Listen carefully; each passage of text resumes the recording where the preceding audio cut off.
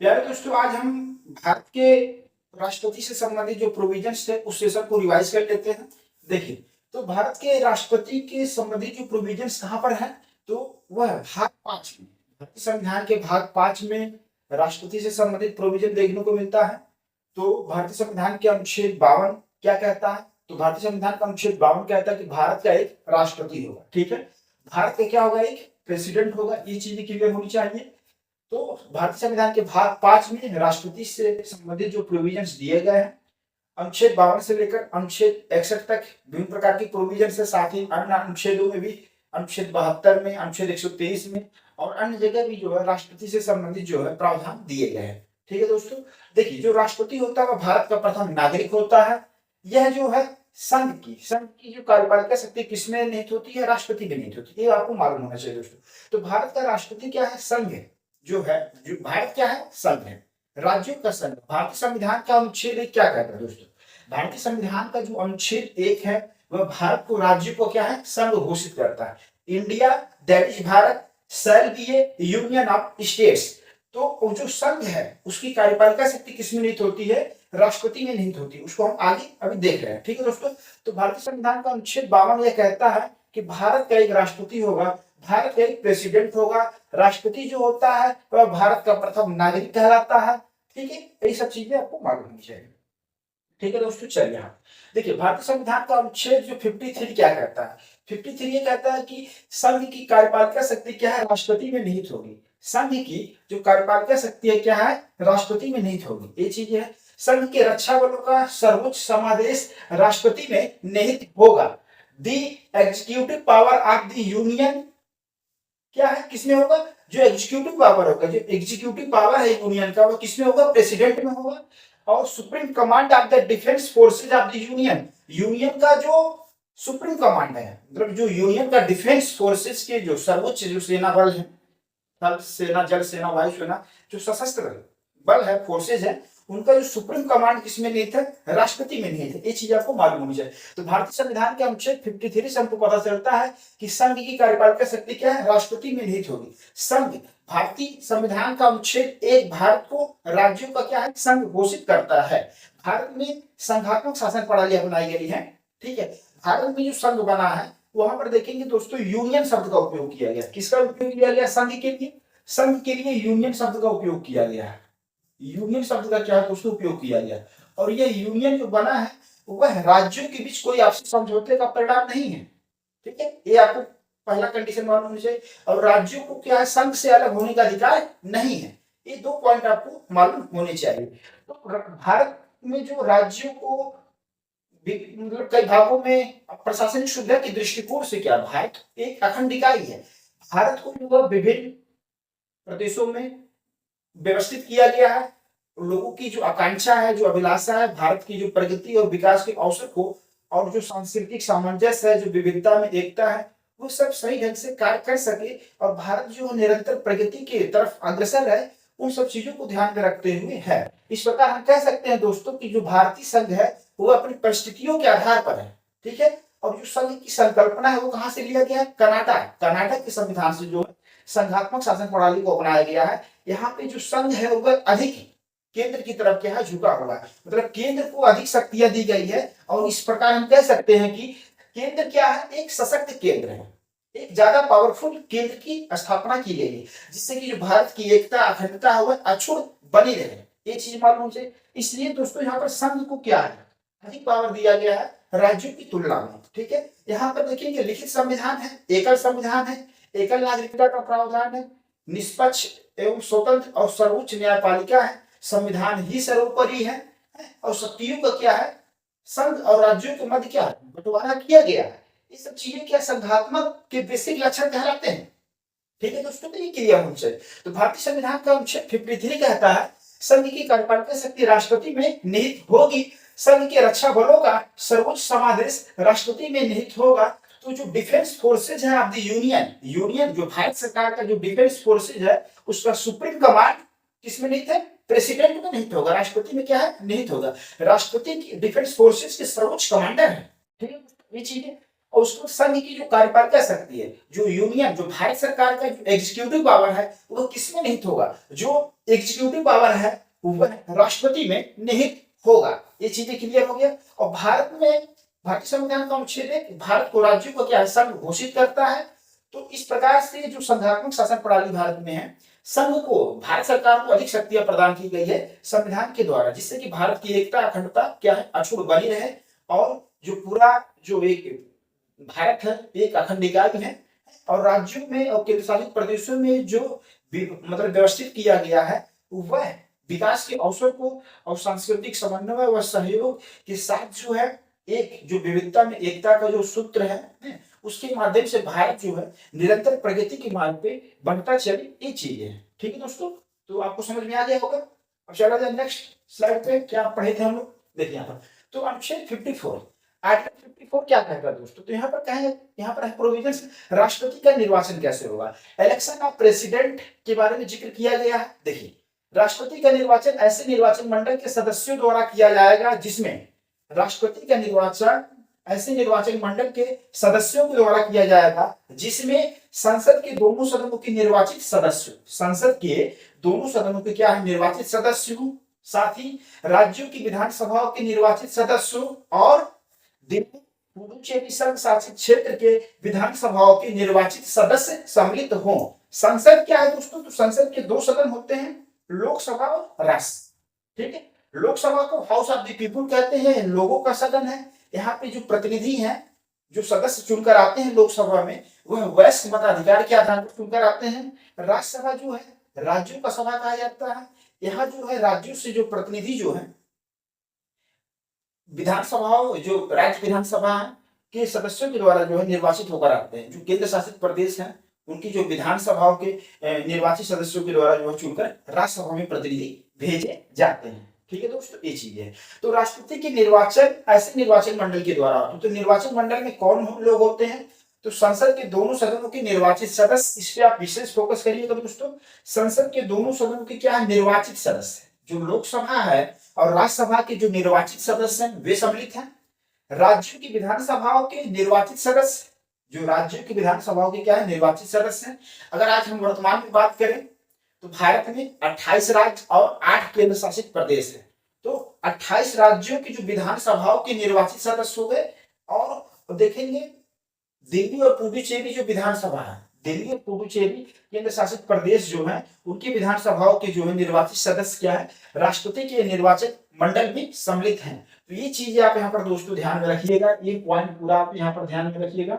संसद के दोनों सदनों के निर्वाचित सदस्य, राज्यों की विधानसभाओं के निर्वाचित सदस्य, दिल्ली पुडुचेरी संघ शासित क्षेत्र के विधानसभाओं के निर्वाचित सदस्य जो होते हैं वह राष्ट्रपति के निर्वाचन मंडल में क्या है, सम्मिलित होते हैं। ये क्लियर हो गया दोस्तों आपको। अनुच्छेद 54 के बारे में हमको क्या पता चलता है? अनुच्छेद 54 हमको यह बताता है कि राष्ट्रपति का निर्वाचन में जो निर्वाचन मंडल के सदस्य क्या होंगे। तो निर्वाचन मंडल के सदस्य संसद के दोनों सदनों के निर्वाचित सदस्य हैं, राज्यों की विधानसभाओं के निर्वाचित सदस्य हैं, दिल्ली पुडुचेरी संघ शासित क्षेत्र के विधानसभाओं के निर्वाचित सदस्य हैं। ठीक है दोस्तों, क्लियर हो गया। चलिए फिर उसके बाद देखेंगे आप अनुच्छेद जो 55 है उसमें राष्ट्रपति के निर्वाचन की रीति के बारे में उल्लेख किया गया। रीति मतलब किस तरीके से निर्वाचन किया जाएगा, ये चीज है रीति। आप यहाँ पर फोकस करिएगा। Manner of election of president, तो राष्ट्रपति के चुनाव में निर्वाचन मंडल के सदस्यों के मत का मूल्य अलग अलग होता है। ये चीज आपको क्लियर होनी चाहिए। स्टेटमेंट में आ सकता है पॉइंट, राष्ट्रपति के चुनाव में निर्वाचन मंडल के सदस्यों के मत का मूल्य अलग अलग होता है। ये चीज आप ध्यान में रखिएगा। अब देखिए यहाँ पर विधानसभा सदस्य के मत का मूल्य, तो किसी राज्य की विधानसभा का सदस्य का मत का मूल्य अगर निकालना है, विधानसभा के सदस्य के मत का मूल्य, कैसे विधानसभा के सदस्य जो निर्वाचित विधानसभा के सदस्य हैं उनके मत का मूल्य अगर निकालना है तो कैसे निकलेगा? उस राज्य की जो कुल जनसंख्या को डिवाइड कर देते हैं राज्य में विधानसभा के निर्वाचित सदस्यों की संख्या से, फिर जो परिणाम आता है फिर उसमें क्या है 1/1000 से क्या है गुणा कर देते हैं। तो हमको पता चल जाता है उस राज्य की विधानसभा के जो निर्वाचित सदस्य का मत मूल्य कितना है। तो इस प्रकार देखेंगे दोस्तों, क्योंकि अब भारत में राज्यों की देखा जाए तो वहां पर जनसंख्या अलग अलग है, वहां पर जो है विधानसभा में सीटें कितनी है वो भी अलग अलग है। तो इस प्रकार से देखेंगे तो विधानसभा सदस्य के जो निर्वाचित सदस्य का मत मूल्य क्या है, डिफरेंट आएगा, क्योंकि जो चर है राज्य की कुल जनसंख्या डिफरेंस है, राज्य में विधानसभा के निर्वाचित सदस्यों की संख्या में अंतर आएगा। अब देखिए जैसे उत्तर प्रदेश की जनसंख्या सबसे अधिक है, उत्तर प्रदेश में विधानसभा की सीटें अधिक है, 403 सीटें हैं। वहीं आप देखेंगे हरियाणा में विधानसभा सीट 90 है। तो इस प्रकार से देखेंगे जो राज्यों के जो विधानसभा के निर्वाचित सदस्यों का जो मत मूल्य होता है क्या है, डिफरेंस आता है, अंतर आता है। ये चीजें आपको यहाँ पर हम नोट डाउन करा दिए हैं। प्रत्येक राज्य के विधानसभा के सदस्य का मत मूल्य अलग अलग होगा, तो ये आप नोट डाउन कर लीजिएगा, स्टेटमेंट में उपयोग किया जा सकता है, तो आप ये मालूम होना चाहिए। तो राष्ट्रपति के चुनाव में निर्वाचन मंडल के सदस्यों के मत का मूल्य अलग अलग होता है, ठीक है। तो प्रत्येक राज्य की जो विधानसभा के निर्वाचित सदस्य का जो मत मूल्य होगा वह क्या होगा, अलग अलग होगा। तो ये चीजें क्लियर हो गया, प्रत्येक राज्य के विधानसभा के सदस्यों का मत मूल्य जो है अलग अलग होगा। अब देखिए दोस्तों, अब जैसे मान लीजिए बिहार के विधानसभा सदस्य का अगर मत मूल्य निकालना, किसी भी राज्य का निकालना, तो फार्मूला वही है, बिहार राज्य की कुल जनसंख्या को डिवाइड कर देंगे बिहार विधानसभा के जो निर्वाचित सदस्य, तो बिहार विधानसभा के निर्वाचित सदस्य कितने होते हैं, 243 सदस्य, ये चीज है। फिर उसके बाद जो आएगा परिणाम उसको 1/1000 से क्या करेंगे, गुणा कर देंगे, तो हमको बिहार विधानसभा के जो निर्वाचित सदस्य का क्या मत मूल्य निकल जाएगा। जो निर्वाचित सदस्य है, निर्वाचित बिहार विधानसभा के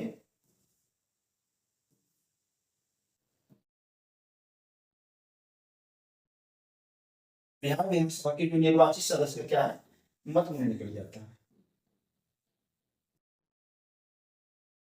जो निर्वाचित सदस्य हैं, निर्वाचित सदस्य कहाँ के, बिहार विधानसभा के जो निर्वाचित सदस्य होते हैं उनका मत मूल्य निकल जाता है। ऐसे आप उत्तर प्रदेश का है, गोवा का है, मध्य प्रदेश का, किसी भी राज्य का निकल जाएगा। और देखेंगे यहाँ पर चूंकि आप देखेंगे प्रत्येक राज्य के जो विधानसभा के सदस्य का क्या मत मूल्य जो होता है अलग अलग होगा। ये चीजें आप नोट डाउन कर सकते हैं, और फार्मूला आपको बता दीजिए कैसे निकालना है आपको चीजें, ठीक है। अब देखेंगे यहाँ पर तो बिहार जो विधानसभा का निकालिए।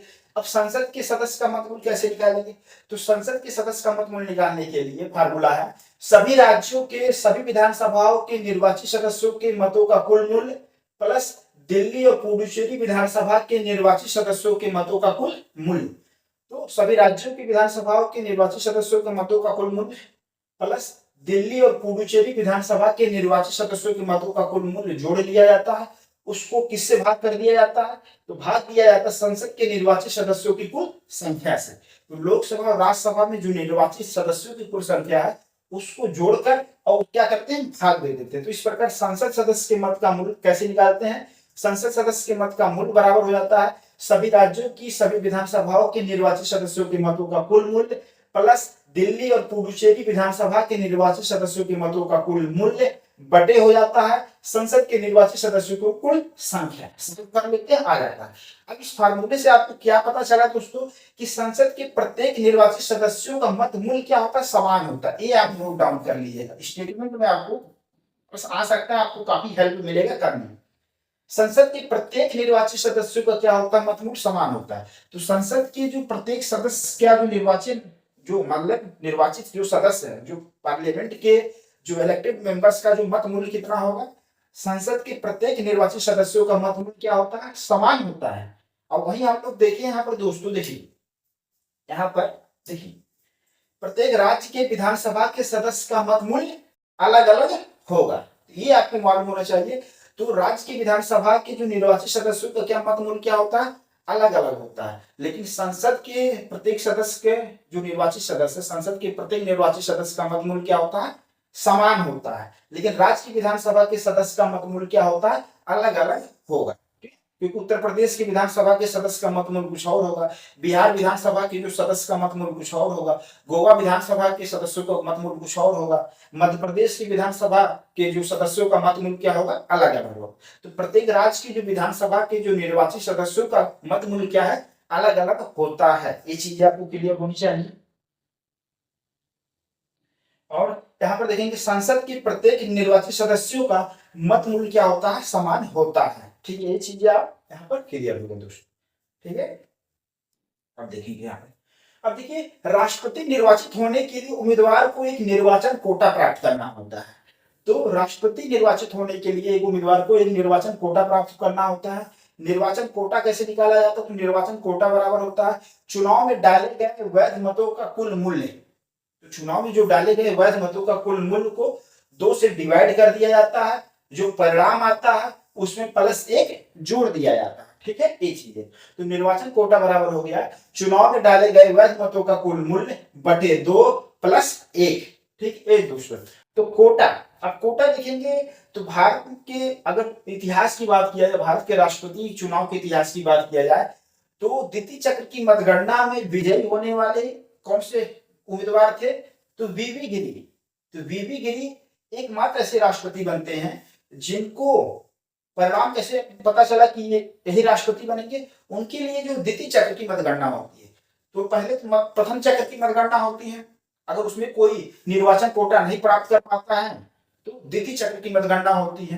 तो अगर उसमें कोई उम्मीदवार निर्वाचन कोटा प्राप्त कर लेता है तो वह क्या है? राष्ट्रपति निर्वाचित हो जाता है। तो देखें कि एकमात्र ऐसे राष्ट्रपति हैं बने थे वीवी गिरी, जो द्वितीय चक्र की मतगणना के बाद पता चला कि राष्ट्रपति कौन निर्वाचित होने वाले हैं। ये चीज आपको मालूम होनी चाहिए। अब देखिए दोस्तों, यहाँ पर अब वही चीजें देखिए आपको यहाँ पर समझा दिया गया है। राष्ट्रपति के चुनाव में निर्वाचन मंडल के प्रत्येक सदस्य को एक वोट डालने का अधिकार होता है। तो निर्वाचन मंडल के सदस्य कौन है? संसद के जो निर्वाचित सदस्य हैं, राज्यों की विधानसभाओं के जो निर्वाचित सदस्य हैं, उसके बाद दिल्ली और पुडुचेरी विधानसभाओं के निर्वाचित सदस्य हैं, वो किसमें शामिल है? निर्वाचन मंडल में है। क्लियर हो गया? तो राष्ट्रपति के चुनाव में निर्वाचन मंडल के प्रत्येक सदस्य को एक वोट डालने का अधिकार होता है, लेकिन वह विभिन्न उम्मीदवारों में अपनी पसंद के अनुसार वरीयता का क्रम इंगित कर सकता है। तो मान लीजिए दोस्तों, यहाँ पर एग्जाम्पल के तौर पे हम आपको समझाए थे कि मान लीजिए यहाँ पर अगर 4 उम्मीदवार हैं, मान राष्ट्रपति चुनाव के लिए, राष्ट्रपति का कितना पद है? 1 पद है। राष्ट्रपति के 1 पद पर निर्वाचित होने के लिए 4 उम्मीदवार चुनाव लड़ रहे हैं। अब मान लीजिए 4 उम्मीदवार A, B, C और D है। अब मान लीजिए कोई एक जो निर्वाचन मंडल का कोई एक सदस्य क्या है? वोट डाल रहा है। तो वोट डालता है तो वो जितने उम्मीदवार उठे रहते हैं चुनाव में, उनको वरीयता क्रम देता है।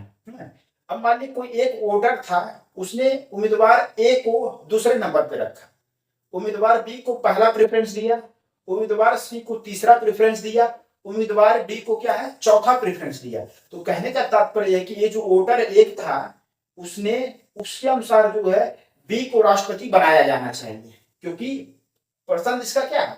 बी को 1 नंबर दिया, मतलब प्रथम वरीयता का मतलब ये हो गया कि एक नंबर का जो वोटर है, V1 जो वोटर है, V1 वोटर क्या पसंद क्या है? राष्ट्र, ये जो बी उम्मीदवार है वह राष्ट्रपति बने। तो जो V1 वोटर है उसका पसंद है कि बी क्या है? राष्ट्रपति बने। कौन राष्ट्रपति बने? बी राष्ट्रपति बने। तो अगर इसी प्रकार से जितने निर्वाचन मंडल के जो वोटर हैं वह मतलब अपना पसंद देते हैं, तो जो प्रथम चक्र की मतगणना होती है तो उसमें जो प्रथम वरीयता के जो वोट होते हैं उनके मत मूल्य को क्या है? गिना जाता है। और अगर प्रथम वरीयता के मत मूल्य के आधार पर किसी उम्मीदवार को निर्वाचन कोटा प्राप्त हो जाता है तो वह राष्ट्रपति के लिए निर्वाचित हो जाता है।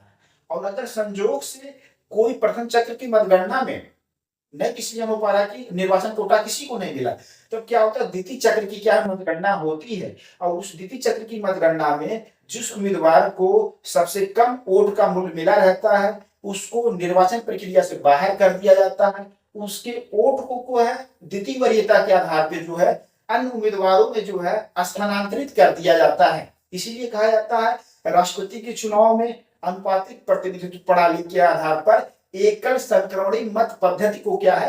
अपनाया गया है। साथ ही क्या है? गुप्त मतदान होता है। ठीक है दोस्तों, क्लियर हो गया होगा आपको कि जो निर्वाचन मंडल के जो वोटर हैं वे जितने उम्मीदवार राष्ट्रपति पद के लिए उठे रहते हैं उनको क्या है? वरीयता देते हैं, एक पसंद देते हैं। अब देखिए वोटर B1 ने अपना वरीयता दिया कि बी व्यक्ति को, जो बी उम्मीदवार है उसको हम राष्ट्रपति बनाना चाहते हैं। अगर ऐसे जितने भी निर्वाचन मंडल के वोटर हैं, अगर बी को ज्यादा वरीयता एक नंबर सबको दे दिया जाता है बी को, तो अगर ये बी वाला उम्मीदवार निर्वाचन कोटा प्राप्त कर लेगा तो वह राष्ट्रपति बन जाएगा।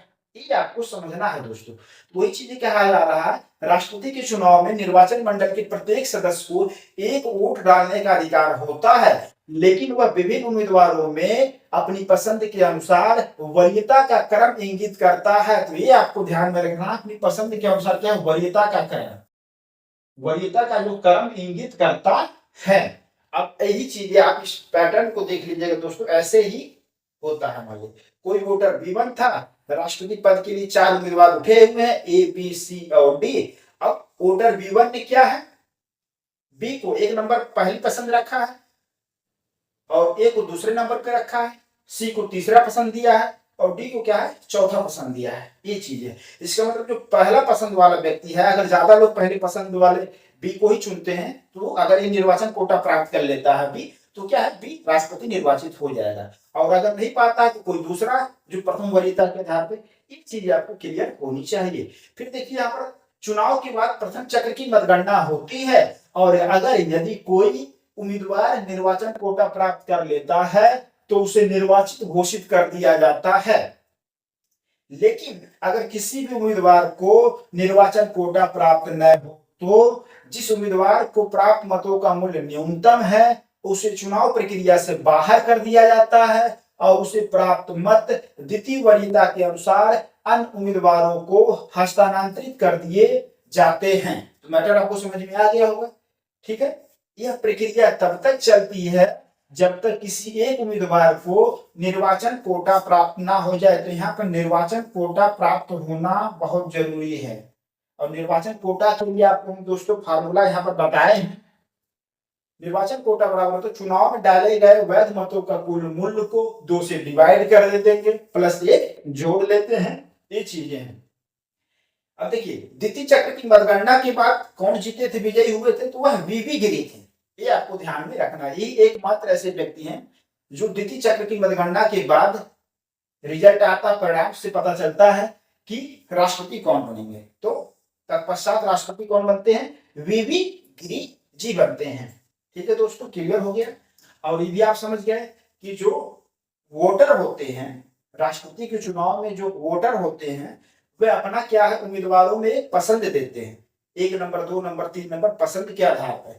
1 नंबर पसंद, इसका मतलब वह व्यक्ति जो है जिसने वोट डाला है वह 1 नंबर जिसको दिया है वह उसको राष्ट्रपति बनाना चाह रहा है।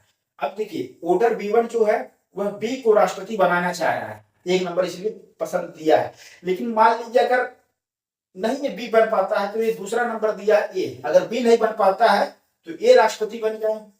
देखिए दूसरा पसंद A दिया है, तो A होता है मतलब वरीयता के आधार पे क्या है, आपको मतलब जितने उम्मीदवार होते हैं तो पसंद देना रहता है। तो ये आपको लग रहा है दोस्तों, आपको समझ में आ गया होगा, ठीक है।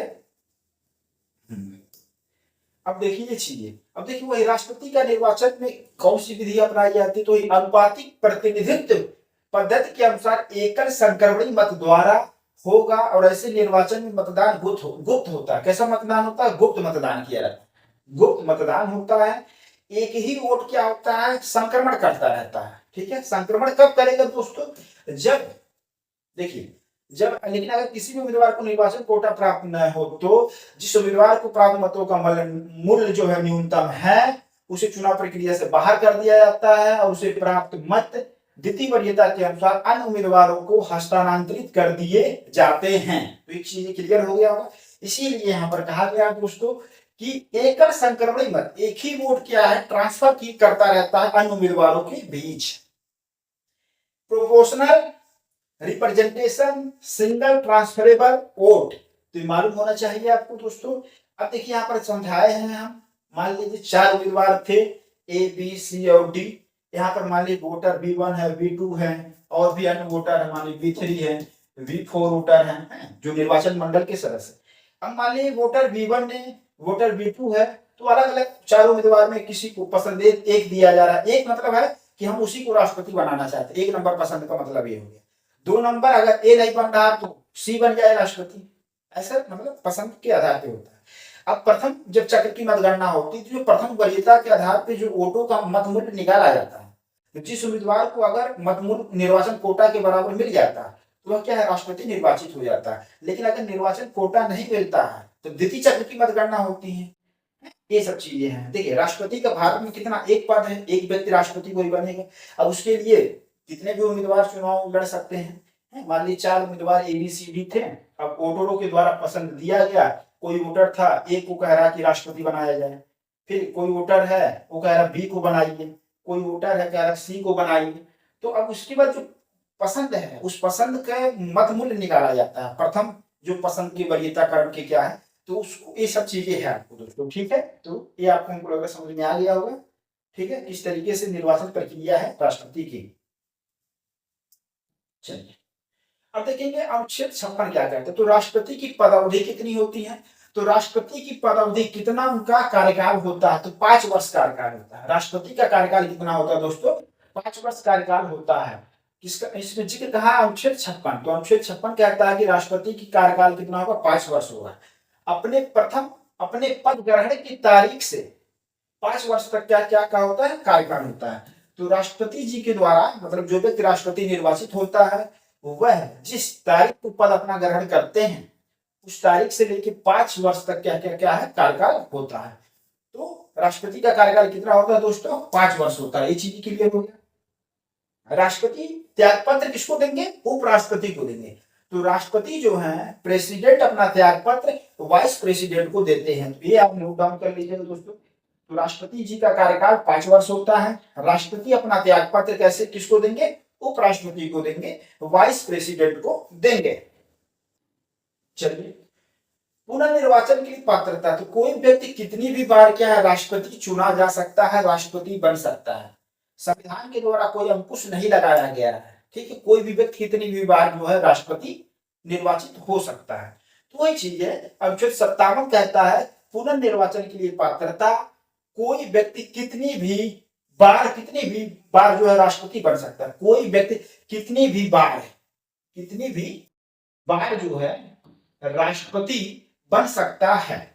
अब देखिए अभी तक 2 कार्यकाल मतलब 2 बार निर्वाचित होने वाले राष्ट्रपति एकमात्र कौन है, डॉक्टर राजेंद्र प्रसाद जी हैं। तो डॉक्टर राजेंद्र प्रसाद जो हैं 2 बार जो है राष्ट्रपति जो है चुनाव मतलब जीते हैं। और अभी तक कोई है मतलब एक ही बार मतलब बने हैं, सिर्फ डॉक्टर राजेंद्र प्रसाद ऐसे व्यक्ति हैं जो 2 बार जो है राष्ट्रपति निर्वाचित हुए थे। ये चीज आपको मालूम होनी चाहिए यहाँ पर इस फैक्ट को। अब देखिए अनुच्छेद 58 क्या कहता है दोस्तों, राष्ट्रपति निर्वाचित होने के लिए अर्हताएं, तो क्या क्वालिफिकेशन होना चाहिए, क्या योग्यता होनी चाहिए। राष्ट्रपति निर्वाचित होने के लिए क्या योग्यता होनी चाहिए बताइए दोस्तों। इसका उल्लेख कहां पर किया गया है, तो भारतीय संविधान के अनुच्छेद जो 58 में इसका उल्लेख किया गया है। तो राष्ट्रपति निर्वाचित होने के लिए अर्हता योग्यता के बारे में संविधान कहता है कि भारत का नागरिक हो। अगर कोई व्यक्ति राष्ट्रपति निर्वाचित होना चाह रहा है तो राष्ट्रपति चुनाव लड़ना चाह रहा है तो उसके लिए कंडीशन क्या है, भारत का क्या हो, नागरिक क्या हो, भारत का नागरिक हो, 35 वर्ष की आयु पूरी कर चुका हो, 35 वर्ष की आयु पूरी कर चुका हो, लोकसभा का सदस्य चुने जाने की क्या हो, योग्यता रखता हो, लोकसभा का सदस्य चुने जाने की क्या हो, योग्यता रखता हो, और किसी अन्य लाभ के पद पर ना हो। ये सब चीजें राष्ट्रपति निर्वाचित होने के लिए क्या है, अर्हता है। ये चीज आपको मालूम होनी चाहिए। अब देखेंगे राष्ट्रपति के पद के लिए शर्तें, मतलब अगर कोई व्यक्ति राष्ट्रपति निर्वाचित हो गया है तो उसकी उस पद को धारण करते समय क्या शर्तें होंगी, क्या सेवा शर्तें होंगी, इसका उल्लेख संविधान के अनुच्छेद 59 में किया गया है। अब देखिए राष्ट्रपति के पद के लिए शर्तें क्या है, यदि सदन का कोई सदस्य राष्ट्रपति निर्वाचित हो जाता है और वह सदन चाहे लोकसभा हो, राज्यसभा हो या राज्य विधानमंडल का कोई सदन हो, विधानसभा हो या विधान परिषद, कोई भी सदन, राष्ट्रपति के पद के लिए यदि सदन का कोई, राष्ट्रपति के पद के लिए शर्तें क्या है, यदि सदन का कोई सदस्य राष्ट्रपति निर्वाचित हो जाता है तो यह समझा जाएगा कि उसने उस सदन में अपना स्थान राष्ट्रपति के रूप में अपने पद ग्रहण की तारीख से रिक्त कर दिया है। तो ये है कि अगर संसद का कोई सदस्य या राज्य विधानमंडल का कोई सदस्य राष्ट्रपति पद के लिए निर्वाचित हो जाता है तो यह माना जाएगा कि जिस दिन वो अपना पद ग्रहण करेगा उस दिन से क्या है, इस सदन में जो उसकी सदस्यता क्या है अपने आप समाप्त हो जाएगी। ये चीज आपको मालूम होनी चाहिए। राष्ट्रपति द्वारा शपथ लेना है, तो राष्ट्रपति के शपथ का उल्लेख कहां पर है, भारतीय संविधान के अनुच्छेद 60 में क्या है, राष्ट्रपति की शपथ के बारे में क्या उल्लेख किया गया है। तो राष्ट्रपति जी को शपथ किसके द्वारा दिलाया जाता है, तो जो भारत के उच्चतम न्यायालय के जो मुख्य न्यायाधीश हैं, चीफ जस्टिस ऑफ इंडिया के द्वारा जो है शपथ दिलाया जाता है। राष्ट्रपति को शपथ उच्चतम न्यायालय के मुख्य न्यायाधीश द्वारा दिलाया जाता है, चीफ जस्टिस ऑफ इंडिया के द्वारा जो है दिलाया जाता है। तो राष्ट्रपति जी द्वारा जो शपथ लिया जाता है, प्रेसिडेंट के द्वारा जो शपथ लिया जाता है, उसका प्रारूप क्या है, उसमें क्या बातें उल्लेखित रहती है, तो उसमें है राष्ट्रपति द्वारा जो है शपथ लिया जाता है संविधान और विधि का परिरक्षण, संरक्षण और प्रतिरक्षण। मतलब राष्ट्रपति शपथ लेते हैं कि वो संविधान और विधि का परिरक्षण करेंगे, संरक्षण करेंगे और प्रतिरक्षण करेंगे। संविधान और विधि, कॉन्स्टिट्यूशन और लॉ को प्रिजर्व करेंगे, प्रोटेक्ट करेंगे और डिफेंड करेंगे। साथ ही भारत की जनता की सेवा और कल्याण में निरत रहेंगे। इस फॉर्मेट में जो है राष्ट्रपति जी के द्वारा शपथ लिया जाता है। कौन दिलाते हैं, तो उच्चतम न्यायालय के मुख्य न्यायाधीश चीफ जस्टिस ऑफ इंडिया के द्वारा जो है शपथ दिलाया जाता है। ये चीजें है। और अगर मान लीजिए चीफ जस्टिस ऑफ इंडिया अनुपस्थित है, तो जो उच्चतम न्यायालय के जो मतलब वरिष्ठ न्यायाधीश होते हैं या चीफ जस्टिस ऑफ इंडिया के द्वारा जिस मतलब न्यायाधीश को यह कार्य सौंपा जाता है शपथ दिलाने का, तो उनके द्वारा भी दिलाया जा सकता है। तो ये चीज आपको मालूम होनी चाहिए। ठीक है, तो राष्ट्रपति द्वारा जो शपथ का उल्लेख अनुच्छेद 60 में किया गया है। राष्ट्रपति को शपथ उच्चतम न्यायालय के मुख्य न्यायाधीश द्वारा दिलाया जाता है। तो शपथ का प्रारूप क्या है, ये चीज आप देख लेंगे। अब देखिए दोस्तों, राष्ट्रपति पर महाभियोग चलाने की प्रक्रिया, impeachment, procedure for impeachment of the president. तो राष्ट्रपति पर महाभियोग प्रक्रिया कैसे आरंभ होगा, तो महाभियोग का मतलब है कि राष्ट्रपति को पद से हटाने की प्रक्रिया को क्या है आरंभ किया जाए, ये चीज है। तो राष्ट्रपति के द्वारा अगर संविधान का अतिक्रमण करेंगे, वायलेशन ऑफ द कॉन्स्टिट्यूशन, अगर संविधान का उल्लंघन के दोषी पाए जाएंगे, तो संसद के किसी भी सदन में, लोकसभा या राज्यसभा किसी भी सदन में क्या है उनको हटाने से संबंधित जो महाभियोग प्रस्ताव आरंभ किया जा सकता है। इसका उल्लेख कहां पर किया गया है, भारतीय संविधान का जो अनुच्छेद 61 है, 61 में 61 में राष्ट्रपति पर महाभियोग चलाने की प्रक्रिया के बारे में उल्लेख किया गया है। राष्ट्रपति द्वारा संविधान का अतिक्रमण करने पर, अगर संविधान के अतिक्रमण का आरोप लगता है, तो संसद के किसी भी सदन में क्या है महाभियोग प्रस्ताव लाया जा सकता है। महाभियोग प्रस्ताव लाने से पहले उस प्रस्ताव पर उस सदन के 1/4 सदस्यों का हस्ताक्षर युक्त होना चाहिए और उस प्रस्ताव के बारे में जो है राष्ट्रपति जी को 14 दिन पूर्व क्या है सूचना देनी होती है कि इस सदन में जो है ऐसा प्रस्ताव लाया जा रहा है, ये चीजें हैं। और उस सदन में जब वो प्रस्ताव लाया जाएगा और उस सदन की जो है कुल सदस्य संख्या, उस सदन की जो कुल सदस्य संख्या के 2/3 बहुमत से क्या है उसको पारित करना होता है। ठीक है, ये चीजें हैं। देखिए यहाँ पर तो महाभियोग प्रस्ताव संसद के किसी भी सदन में लाया जा सकता है, लोकसभा और राज्यसभा किसी भी सदन में लाया जा सकता है। महाभियोग प्रस्ताव लाने की शर्तें क्या है, सदन की कुल सदस्य संख्या के 1/4 सदस्यों के हस्ताक्षर प्रस्ताव होने चाहिए। ऐसे प्रस्ताव के बारे में राष्ट्रपति को 14 दिन पूर्व सूचना दिया जाना चाहिए। तो जिस भी सदन में लाया जा रहा है, चाहे वह लोकसभा में लाया जाए या राज्यसभा में लाया जाए, जिस सदन में लाया जाएगा उस सदन की कुल सदस्य संख्या के 1/4 सदस्यों के द्वारा हस्ताक्षर युक्त प्रस्ताव को जो है राष्ट्रपति को ऐसे प्रस्ताव के बारे में जो है 14 दिन पूर्व क्या है सूचना दे दी जाती है। 14 दिन समय अवधि समाप्त होने के बाद उस सदन में जो है महाभियोग प्रस्ताव के बारे में चर्चा होती है और महाभियोग प्रस्ताव को जो है उस सदन की कुल सदस्य संख्या के कम से कम 2/3 बहुमत द्वारा क्या है पारित कर दिया जाता है। तो अब वो पारित होने के बाद दूसरे सदन में जाता है। दूसरे सदन में जो है संविधान के अतिक्रमण का जो आरोप राष्ट्रपति पर लगा है वह जांच करता है। कि दूसरे सदन में जो है राष्ट्रपति अपना पक्ष रखने के लिए भी उपस्थित हो सकता है या किसी के माध्यम से अपनी बातों को क्या है वह रख सकते हैं। और अगर दूसरे सदन के द्वारा भी यह जांच में पाया जाता है कि वाकई में संविधान के अतिक्रमण किया गया है राष्ट्रपति जी के द्वारा, तब अगर उस सदन के द्वारा भी कुल सदस्य संख्या के 2/3 बहुमत से प्रस्ताव को पारित कर दिया जाएगा। तो पारित करने की तिथि से राष्ट्रपति जो है अपने पद से हट जाएंगे। ये चीजें आपको क्लियर होनी चाहिए। ठीक है, अब देखिए यहाँ पर वही चीजें लिखा हुआ है। प्रस्ताव जो सदन में रखा जाता है फिर प्रस्ताव पर वोटिंग होती है। वह प्रस्ताव सदन की कुल सदस्य संख्या के कम से कम 2/3 बहुमत द्वारा पारित किया जाता है। फिर प्रस्ताव दूसरे सदन में रखा जाता है, फिर वहां भी सदन की कुल सदस्य संख्या के कम से कम 2/3 बहुमत से उसे पारित किया जाता है। महाभियोग जब लाया जाता प्रस्ताव में मनोनीत सदस्य भी क्या है, भाग लेते हैं। स्टेटमेंट में आ सकता है, इसलिए यहाँ पर हमने आपको लिख दिया है। दूसरे सदन में राष्ट्रपति अपना पक्ष रख सकते हैं। अब देखिए इस पॉइंट को गौर करना दोस्तों, महाभियोग में मनोनीत सदस्य भी भाग लेते हैं। अभी हम लोगों ने देखा राष्ट्रपति के निर्वाचन में जो है मनोनीत सदस्य भाग नहीं लेते हैं, लेकिन मनोनीत सदस्य कहाँ की, जो संसद के मनोनीत सदस्य हैं। अब देखिए राष्ट्रपति के निर्वाचन में राज्यों की विधानसभाओं के निर्वाचित सदस्य भाग लेते हैं, और साथ ही जो दिल्ली और पुडुचेरी केंद्र शासित प्रदेश के विधानसभा के निर्वाचित सदस्य भाग लेते हैं। लेकिन जब राष्ट्रपति को हटाना रहता है, राष्ट्रपति पर महाभियोग लगाया जाता है, तब जो है राज्यों के जो विधानसभाओं के निर्वाचित सदस्य और दिल्ली पुडुचेरी विधानसभाओं के जो निर्वाचित सदस्य जो हैं, इनके हटाने की प्रक्रिया में जो है महाभियोग की प्रक्रिया में शामिल नहीं है। तो इस बात को आप नोट डाउन कर लीजिएगा। तो राष्ट्रपति पर जब महाभियोग लगाया जाता है तो उसमें संसद के जो सभी सदस्य क्या होते हैं, सम्मिलित होते हैं। अब देखिए संसद के निर्वाचित सदस्य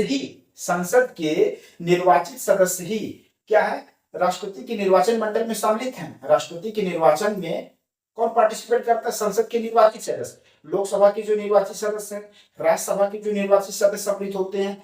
लेकिन जब राष्ट्रपति को हटाना रहता है महाभियोग प्रस्ताव के माध्यम से, तब मनोनीत सदस्य भी क्या है, संसद के जो मनोनीत सदस्य हैं वे भी सम्मिलित होते हैं। अब जैसे दोस्तों हम लोग जानते हैं कि राज्यसभा में 12 सदस्यों का क्या है, मनोनयन नाम निर्देशन राष्ट्रपति के द्वारा किया जाता है।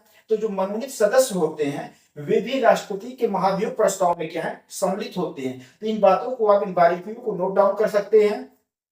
राष्ट्रपति के निर्वाचन में राज्यों की विधानसभाओं के निर्वाचित सदस्य और दिल्ली और पुडुचेरी विधानसभाओं के निर्वाचित सदस्य सम्मिलित होते हैं। लेकिन महाभियोग जब प्रस्ताव लाया जाता है, उनको हटाने के लिए, राष्ट्रपति को हटाने की प्रक्रिया में विधानसभा के जो निर्वाचित सदस्य हैं और दिल्ली पुडुचेरी विधानसभा के जो निर्वाचित सदस्य हैं वे क्या है, सम्मिलित नहीं होते हैं। और साथ ही ये ध्यान में रखना है, जो संसद के मनोनीत सदस्य होते हैं वे भी जो है राष्ट्रपति के निर्वाचन में सम्मिलित नहीं होते हैं। लेकिन क्या है यहाँ पर देखेंगे, देखिए संसद की जो मनोनीत सदस्य क्या है, महाभियोग प्रस्ताव में भाग लेते हैं। तो इन बारीकियों को आप नोट डाउन कर लीजिएगा। ठीक है दोस्तों, तो ये हम लोग समझ गए। ठीक है, तो महाभियोग प्रस्ताव को पारित करने के लिए सदन की कुल सदस्य संख्या के कम से कम 2/3 बहुमत द्वारा क्या है, पारित किया जाना चाहिए। और फिर प्रस्ताव दूसरे सदन में रखा जाता है, वहां भी सदन की कुल सदस्य संख्या के कम से कम 2/3 बहुमत से क्या उसे पारित किया जाता है।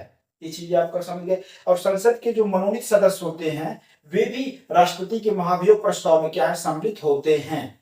ये हो गया चीजें। और जो विधानसभा के निर्वाचित सदस्य, राज्यों की विधानसभा के निर्वाचित सदस्य और दिल्ली पुडुचेरी विधानसभा के निर्वाचित सदस्य जो होते हैं वे राष्ट्रपति के महाभियोग प्रस्ताव की प्रक्रिया में क्या है, सम्मिलित नहीं है। ठीक है,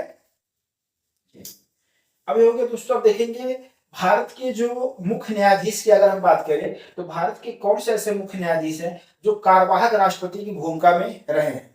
अब देखिए कार्यवाहक राष्ट्रपति की भूमिका में तो भारत के एकमात्र जो चीफ जस्टिस ऑफ इंडिया थे मोहम्मद हिदायतुल्ला, वह जो है कार्यवाहक राष्ट्रपति की भूमिका में है। देखिए कार्यवाहक राष्ट्रपति की भूमिका में देखिए कहा गया है कि राष्ट्रपति की अनुपस्थिति में उनके कार्यों का निर्वहन उपराष्ट्रपति के द्वारा किया जाएगा। और अगर उपराष्ट्रपति भी अनुपस्थित है, राष्ट्रपति का पद रिक्त हो, उपराष्ट्रपति भी अनुपस्थित है, तब राष्ट्रपति के कर्तव्यों का निर्वहन किसके द्वारा किया जाएगा, तो राष्ट्रपति के कर्तव्यों का निर्वहन भारत के मुख्य न्यायाधीश, जो उच्चतम न्यायालय के जो मुख्य न्यायाधीश के द्वारा जो है किया जाएगा। तो ऐसी परिस्थितियां उत्पन्न हुई थी उस समय जो है मोहम्मद हिदायतुल्ला भारत के जो उच्चतम न्यायालय, भारतीय उच्चतम न्यायालय के मुख्य न्यायाधीश थे, उस समय जो है कार्यवाहक राष्ट्रपति के रूप में जो है वह कर्तव्यों का निर्वहन किए थे। तो ये पॉइंट आप नोट डाउन कर लीजिएगा। भारत के मुख्य न्यायाधीश एकमात्र ही हैं जो कार्यवाहक राष्ट्रपति के रूप में कार्य किए हैं। कौन है, मोहम्मद हिदायतुल्ला। ठीक है दोस्तों, क्लियर हो गया। अब देखिए, अब यहाँ पर देखेंगे निर्विरोध चुने गए भारत के राष्ट्रपति। तो भारतीय राष्ट्रपति के निर्वाचन के इतिहास में अगर देखा जाए तो निर्विरोध चुने गए, मतलब कोई इनके विपक्ष में कोई उम्मीदवार खड़ा नहीं हुआ। तो ऐसे कौन से राष्ट्रपति थे? तो वह चुने गए डॉक्टर नीलम संजीव रेड्डी। तो निर्विरोध चुने गए भारत के राष्ट्रपति कौन थे? डॉक्टर नीलम संजीव रेड्डी। तो जब नीलम संजीव रेड्डी राष्ट्रपति पद के उम्मीदवार के लिए चुनाव लड़ रहे थे तो इनके विपक्ष में कोई भी उम्मीदवार जो है खड़ा नहीं हुआ। इस प्रकार वे जो है निर्विरोध जो है राष्ट्रपति चुने जाते हैं। कौन है? डॉक्टर नीलम संजीव रेड्डी। ये चीज आप नोट डाउन कर लीजिएगा। अब देखिए यहाँ पर भारत की जो प्रथम महिला राष्ट्रपति कौन थी? भारत की प्रथम महिला राष्ट्रपति प्रतिभा देवी सिंह पाटिल थी। ठीक है, पहला ये हो गया भारत की प्रथम महिला राष्ट्रपति। क्लियर हो गया आपको? फिर वर्तमान में अगर हम राष्ट्रपति कौन है बात किया जाए, वर्तमान में अगर हम अक्टूबर 2024 की स्थिति की बात करें तो भारत के जो राष्ट्रपति कौन है? द्रौपदी मुर्मू। कौन है वर्तमान में राष्ट्रपति? कौन है भारत की? अक्टूबर 2024 की स्थिति की बात करें तो द्रौपदी मुर्मू जी हैं। ठीक है, ये चीजें क्लियर हो गया। देखिए भारत के पहले राष्ट्रपति कौन थे? तो भारत के पहले राष्ट्रपति डॉक्टर राजेंद्र प्रसाद जी थे। ये चीजें हैं, ये जो है 2 बार राष्ट्रपति चुनाव जो है जीते हैं। यही एकमात्र ऐसे व्यक्ति हैं जो 2 बार राष्ट्रपति जो है निर्वाचित हुए हैं। ये चीजें हो गए। फिर द्वितीय चक्र की मतगणना के बाद निर्वाचित होने वाले द्वितीय चक्र की मतगणना के बाद निर्वाचित राष्ट्रपति कौन थे? वीवी गिरी। तो वीवी गिरी एक ऐसे व्यक्ति थे जिनके लिए द्वितीय चक्र की मतगणना करनी पड़ी, तब जाके परिणाम पता चला, तब इनको जो है द्वितीय चक्र की मतगणना के बाद निर्वाचन कोटा प्राप्त होता है, तब वे जो है राष्ट्रपति के पद जो है राष्ट्रपति पद के लिए क्या है निर्वाचित होते हैं। तो ठीक है दोस्तों, इसके साथ कुछ और बातें आपको हम बता देते हैं। देखिए एक होता है राष्ट्रपति का जो क्षमादान है। क्या दोस्तों? राष्ट्रपति का क्षमादान। तो राष्ट्रपति जी के द्वारा जो क्षमादान दिया जाता है, राष्ट्रपति का क्षमादान, राष्ट्रपति की क्षमादान की शक्ति, राष्ट्रपति के क्षमादान की जो शक्ति है, राष्ट्रपति के क्षमादान की क्या है दोस्तों? शक्ति। इसका उल्लेख कहां पर किया गया है बताइए? तो भारतीय संविधान का जो अनुच्छेद 72 है, संविधान का अनुच्छेद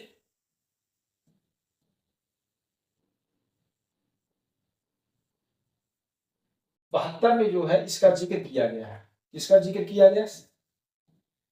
राष्ट्रपति के क्षमादान की शक्ति के बारे में। ठीक है, तो राष्ट्रपति के जो क्षमादान की शक्ति का उल्लेख कहां पर किया गया? तो भारतीय संविधान के अनुच्छेद 72 में किया गया है।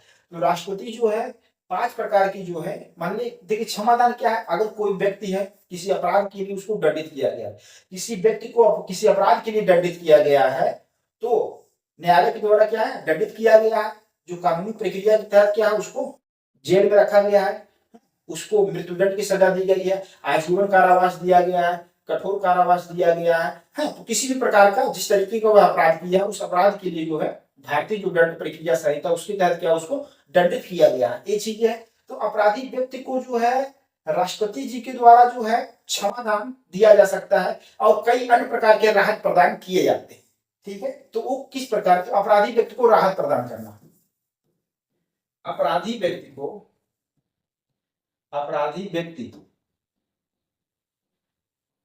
राहत प्रदान करना, अपराधी व्यक्ति को क्या है राहत प्रदान करना, अपराधी व्यक्ति को क्या है दोस्तों राहत प्रदान करना। तो अपराधी व्यक्ति को क्या उसके अपराध के लिए उसको दंड मिला हुआ है, अपराधी व्यक्ति को राहत प्रदान करना मतलब दंड सजा से राहत देना, दंड सजा से राहत देना। ठीक है, ये चीजें हैं।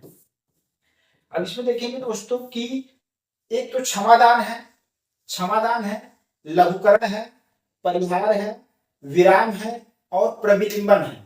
तो इन 5 प्रकार की जो है राहत प्रदान किया जा सकता है राष्ट्रपति जी के द्वारा मंत्रिपरिषद की जो सलाह पर।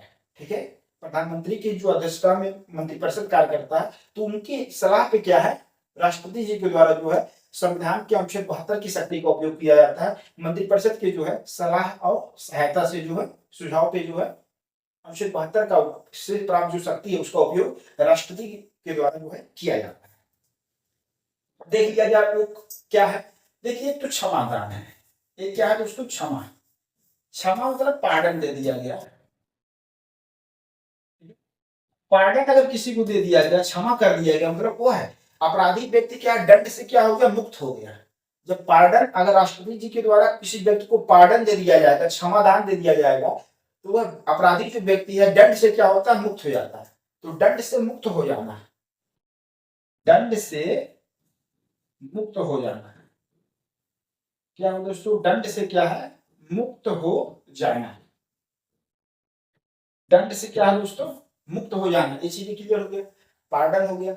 उसके बाद क्या है दोस्तों, लघुकरण है।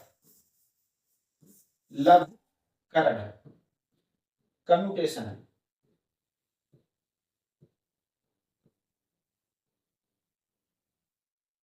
कम्यूटेशन क्या है दोस्तों, कम्यूटेशन में क्या होता है, दंड की प्रकृति को क्या है, बदल दिया जाता है। क्या किया जाता है, दंड की प्रकृति को बदल देना। दंड की प्रकृति को बदलना।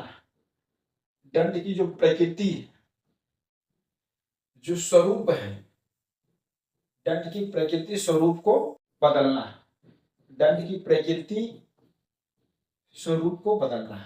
अब इसका एग्जाम्पल क्या है दोस्तों, मान लीजिए किसी को मृत्यु दंड मिला है, तो उस मृत्यु दंड को क्या है, आजीवन कारावास में बदला जा सकता है। मृत्यु दंड को आजीवन कारावास में, मृत्यु दंड को किसमें बदल दिया गया, आजीवन कारावास में। आजीवन कारावास में बदल दिया गया।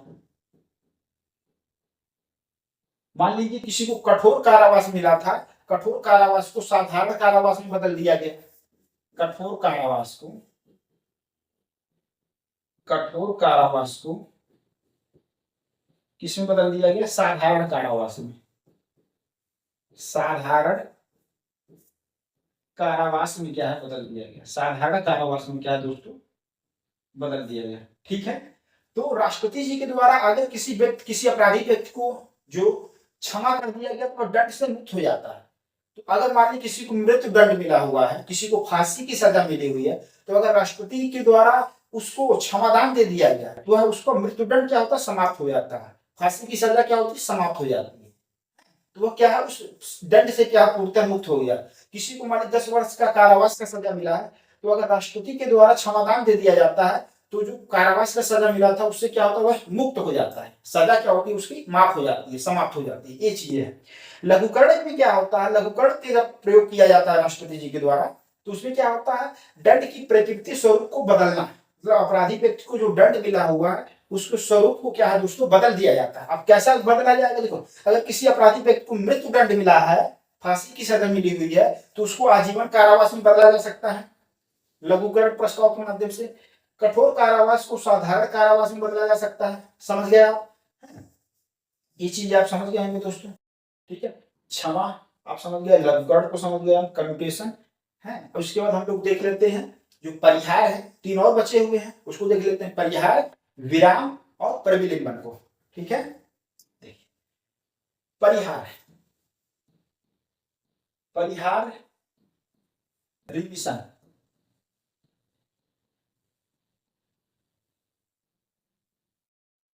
ठीक है, रिविजन। परिहार में क्या होता है दोस्तों, परिहार में क्या होता है, दंड की अवधि को क्या है, कम कर दिया जाता है।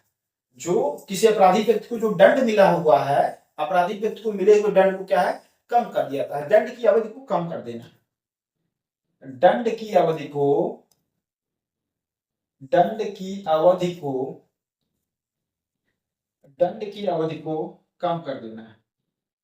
दंड की अवधि को कम,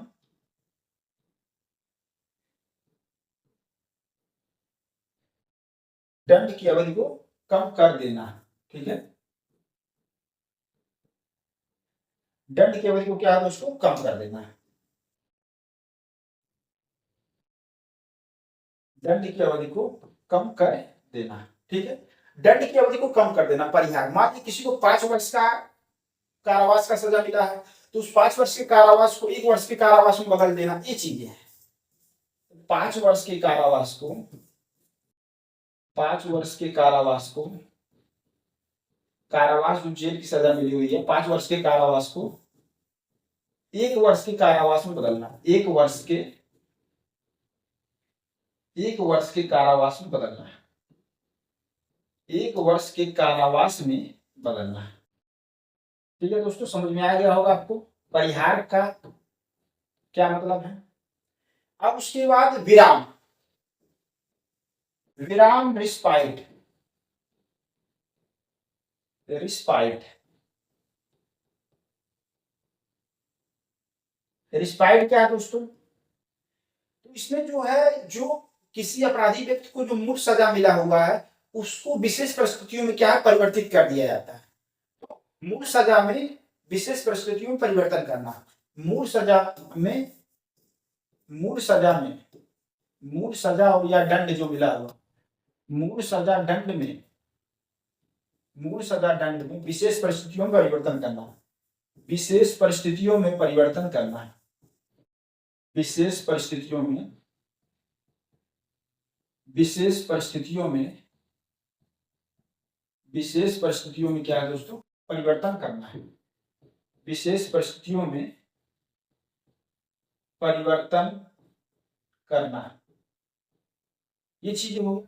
विराम रिस्पाइट प्रस्ताव के माध्यम से राष्ट्रपति जी के द्वारा क्या किया जाता है, किसी अपराधी व्यक्ति को जो मूल सजा, मूल दंड जो मिला होता है उसको विशेष परिस्थितियों में क्या है, परिवर्तन करना, परिवर्तन कर दिया जाता है। मान लीजिए किसी महिला को जो है किसी अपराध के लिए सजा मिली हुई है, दंड मिला हुआ है, तब क्या किया जाता है, अगर मान ली उसकी गर्भावस्था अवधि के कारण उस समय परिस्थिति को ध्यान में रखते हुए क्या उसकी दंड में क्या है, परिवर्तन किया जा सकता है। ऐसे किसी अन्य व्यक्ति को जो उसको दंड मिला हुआ है उसकी उस समय की जो जैविक परिस्थितियां हैं, उस समय की जो विषम परिस्थितियां हैं, विशेष परिस्थितियां हैं, उसको ध्यान में रखते हुए जो है विराम प्रस्ताव के माध्यम से क्या है, उसके जो मूल सजा दंड में क्या है, परिवर्तन किया जा सकता है।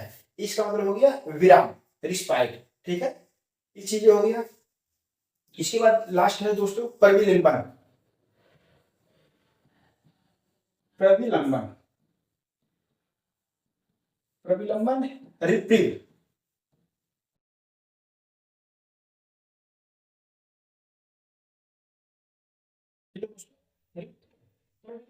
क्या होता है, जो दंड मिला हुआ है उसको अस्थायी समय के लिए क्या होता है, उसके निष्पादन पर रोक लगा दी जाती है।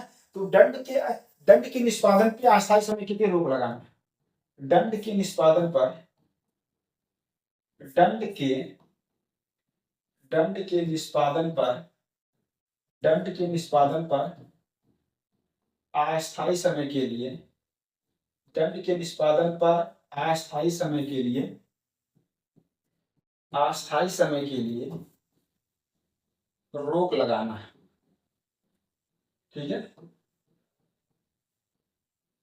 तो अब देखिए प्रविलंबन रिप्रीव प्रस्ताव के माध्यम से दंड के निष्पादन पर अस्थायी समय के लिए रोक लगाना। मान ली किसी व्यक्ति को मृत्युदंड की सजा मिली हुई है, ठीक है, अब मृत्युदंड पे उसको जो फांसी पे लटकाने से पहले क्या है, उस रिप्रीव प्रस्ताव के माध्यम से क्या उसके जो मृत्युदंड की सजा के निष्पादन पे क्या है, रोक लगा दिया जाता है, जिससे कि वह जो अपराधी व्यक्ति है वह जो है राष्ट्रपति के पास अपनी दया याचिका को क्या है, भेज सके, और राष्ट्रपति को उस दया याचिका पर निपटाने में जो मान ली समय लगता है जो कानूनी प्रक्रिया के तहत है, तो वो जो समय लगता है उस समय के मतलब देने के लिए ये रिप्रीव प्रस्ताव के माध्यम से किया जाता है। तो दंड के निष्पादन पर अस्थायी समय के लिए रोक लगाना, तो किसी अपराधी व्यक्ति को अगर कोई अपराध के लिए कोई दंड मिला है तो उस दंड के निष्पादन पर रोक लगा दी, उस दंड को लागू करने से रोक लगा दिया जाता है, जिससे कि वह व्यक्ति जो है राष्ट्रपति के पास अपनी दया याचिका को क्या है, भेज सके। ये सब चीजें आपको मालूम होनी चाहिए। तो दया याचिका है,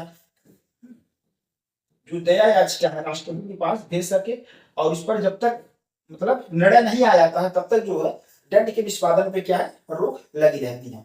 तो इस तरीके से हम लोगों ने देखा यहाँ पर दोस्तों,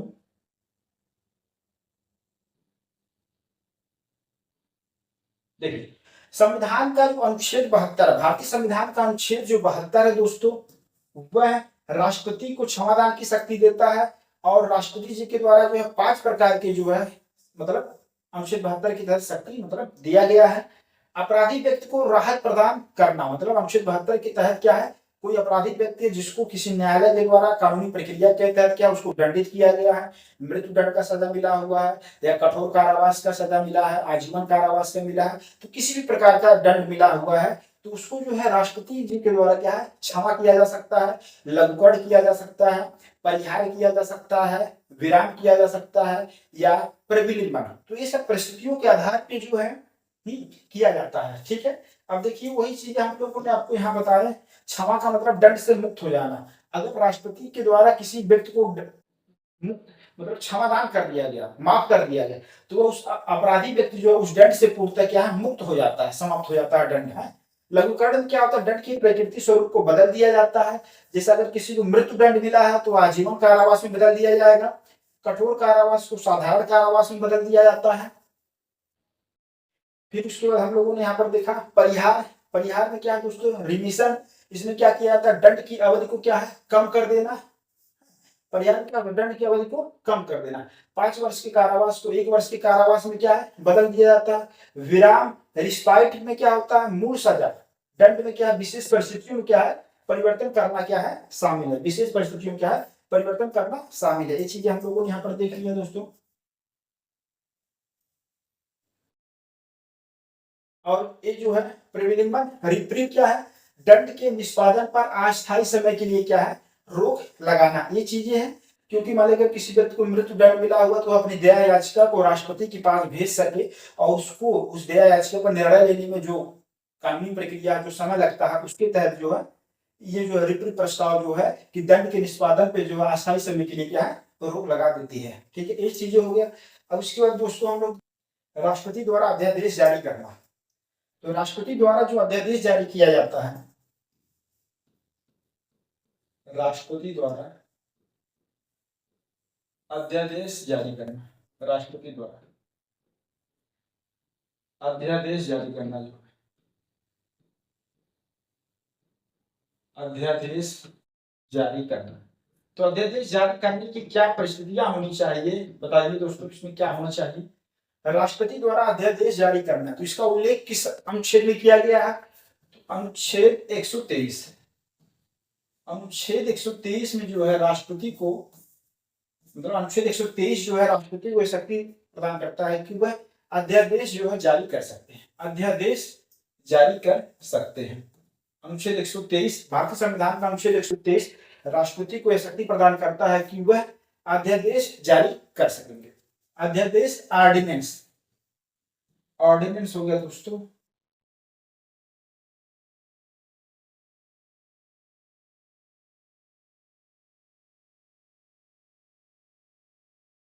दोस्तों ऑर्डिनेंस, राष्ट्रपति द्वारा अध्यादेश जारी करना। तो क्या परिस्थितियां होनी चाहिए, तो अगर राष्ट्रपति जी को जो है, मतलब देखिए जब संसद सत्र में ना हो, जब संसद के दोनों सदन सत्र में ना हो और राष्ट्रपति को यह समाधान हो जाए कि ऐसी परिस्थितियां उत्पन्न हो गई हैं जिसके लिए उस परिस्थितियों से संबंधित जो विषय है उस पर कानून बनाना अति आवश्यक हो गया है, तो उस विषय से संबंधित क्या है, अध्यादेश राष्ट्रपति के द्वारा जो है जारी किया जाता है।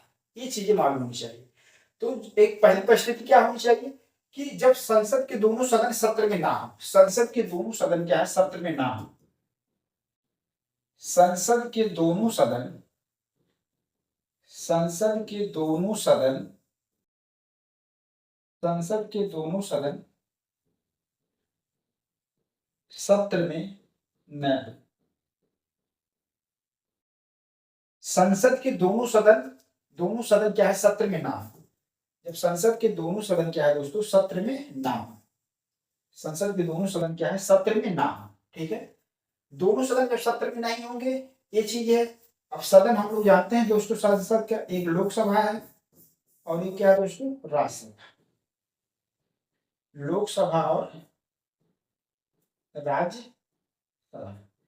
तब संसद के दोनों सदन क्या है, सत्र में ना हो, सेशन में ना हो, और राष्ट्रपति को यह समाधान हो जाए कि ऐसी परिस्थितियां उत्पन्न हो गई हैं, ऐसी परिस्थितियां जो है उत्पन्न हो गई हैं, ऐसी परिस्थितियां,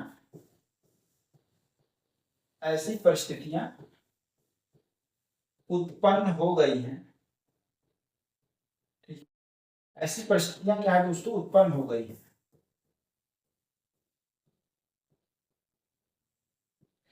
तो राष्ट्रपति द्वारा अध्यादेश जारी करना, भारतीय संविधान के अनुच्छेद 123 के तहत राष्ट्रपति द्वारा अध्यादेश जारी किया जाता है। उसके लिए परिस्थितियां यही है कि संसद के दोनों सदन क्या है, सत्र में ना हो, और भारत में ऐसी परिस्थितियां उत्पन्न हो गई हैं कि उस परिस्थितियों से संबंधित जो विषय है उस पर कानून बनाना, उस विषय पे कानून बनाना क्या है, परिस्थितियों से संबंधित जो विषय है उस विषय पर कानून बनाना क्या अति आवश्यक हो गया है। अब चूंकि कानून बनाने का जो एक्ट लाया जाएगा, कोई बिल लाया जाएगा संसद के सदनों में, उसको पारित करके राष्ट्रपति के पास भेजा जाता है, राष्ट्रपति स्वीकृति देते हैं तो कानून बन जाता है। लेकिन अब संसद के जो सदन वो सत्र में है ही नहीं, तो बिल पारित ही नहीं किया जा सकता। तो ऐसी परिस्थितियों में भारतीय संविधान का अनुच्छेद 123 जो है, ऐसी कोई भी परिस्थितियां उत्पन्न हो गई हो जहां पर तुरंत तत्काल कार्रवाई करना आवश्यक है, विधि निर्माण करना आवश्यक है, तो राष्ट्रपति जो अध्यादेश जारी कर सकते हैं। तो जो अध्यादेश जारी किया जाता है वह कानून के समान प्रभाव रखता है। जो ऑर्डिनेंस जारी किया गया है वह कानून के समान क्या होता है, उसकी शक्तियां होती है, कानून के समान प्रभाव होता है। जो ऑर्डिनेंस है एक कानून के समान होता है, कानून के क्या है, समान होता है, ये चीजें मालूम होनी चाहिए, कानून के समान होता है, ठीक है। और ऑर्डिनेंस का जो जीवन काल कितना होता है, 6 महीने होता है। एक अध्यादेश का जो जीवन काल कितना होता है दोस्तों, 6 माह होता है। ऑर्डिनेंस का जीवन काल कितना होता है, 6 माह। ऑर्डिनेंस का जीवन काल कितना होता है, 6 महीने होता है। कितने महीने होता है, 6 महीने होता है, ठीक है, ये चीज है। लेकिन इसका प्रभाव जो होता है, जीवन काल तो 6 महीने, लेकिन प्रभाव जो होता है असीमित होता है, प्रभाव लाइफ टाइम होता है। तो प्रभाव की बात करें, जीवन काल तो हो गया है, प्रभाव तो होता है हमेशा रहता है, हमेशा है, ठीक है। तो एक अध्यादेश का जो जीवन काल 6 महीने होता है, लेकिन प्रभाव हमेशा बना रहता है, ये चीज है। अब उस अध्यादेश को जब संसद पुनः, जब संसद के दोनों सदन जो है पुनः बैठक होगी, सत्र में आएंगे, जब सदनों की क्या है आपस में पुनः जो बैठक होगी, तब उस अध्यादेश को जो है 6 सप्ताह के भीतर यदि लोकसभा और राज्यसभा दोनों सदनों के द्वारा पारित कर दिया जाता है, तो वह जो है विधि का रूप जो है धारण कर के बाद जो है पूरे मतलब लाइफ टाइम उसका कार्यकाल बढ़ जाता है। तो ये मालूम होना चाहिए दोस्तों, राष्ट्रपति द्वारा जो अध्यादेश जारी किया जाता है उसकी परिस्थितियां ये है कि संसद के दोनों सदन सत्र में ना हो और राष्ट्रपति को यह समाधान हो जाए कि ऐसी परिस्थितियां उत्पन्न हो गई है कि उस परिस्थितियों से जो संबंधित विषय पर कानून बनाना अति आवश्यक हो गया है, तो राष्ट्रपति द्वारा उस विषय से संबंधित अध्यादेश जारी किया जाता है। अध्यादेश का जीवन काल 6 महीने होता है, उसका लाइफ टाइम कितना होता है, 6 महीने होता है, लेकिन अध्यादेश का प्रभाव हमेशा बना रहता है। उस अध्यादेश को जीवन काल को बढ़ाने के लिए, उसके लाइफ टाइम को बढ़ाने के लिए संसद के जो दोनों सदन जब सत्र में होते हैं, जब सत्र में पुनः बैठक होती है, तो दोनों के द्वारा 6 सप्ताह के भीतर पारित करना होता है। अगर 6 सप्ताह के भीतर पारित कर देते हैं तो अध्यादेश का जो जीवन काल है वह हमेशा के लिए बन जाता है, ठीक है। ये चीजें मालूम होनी चाहिए, ठीक है। देखिए इस चीज को यहां पर लिख देते हैं। अब देखिए, जब पुनः संसद के सदन, जब पुनः संसद के सदन सत्र में, जब पुनः संसद के सदन सत्र में होते हैं,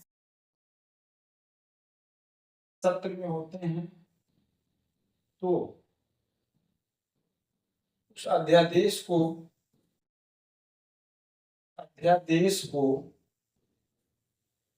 6 सप्ताह के भीतर, उस अध्यादेश को जब पुनः संसद के सदन सत्र में होते हैं, तो उस अध्यादेश को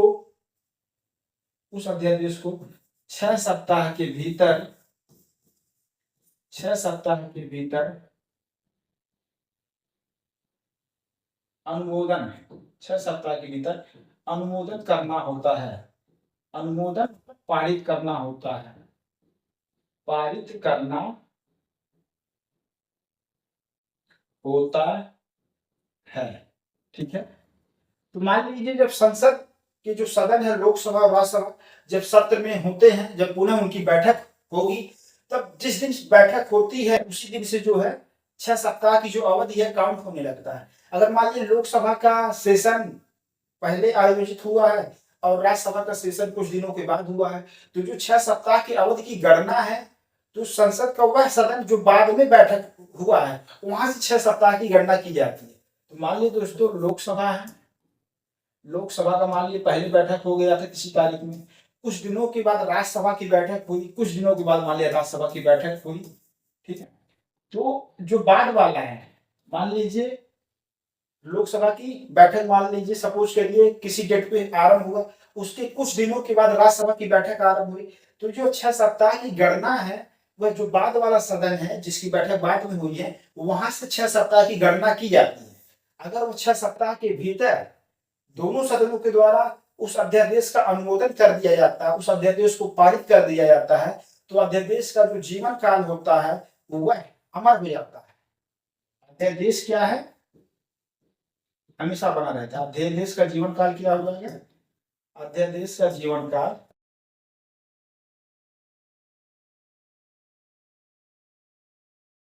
हमेशा बना रहता है। ठीक है, हमेशा बना रहता है। अध्यादेश का जीवन काल क्या है दोस्तों? हमेशा बना रहता है।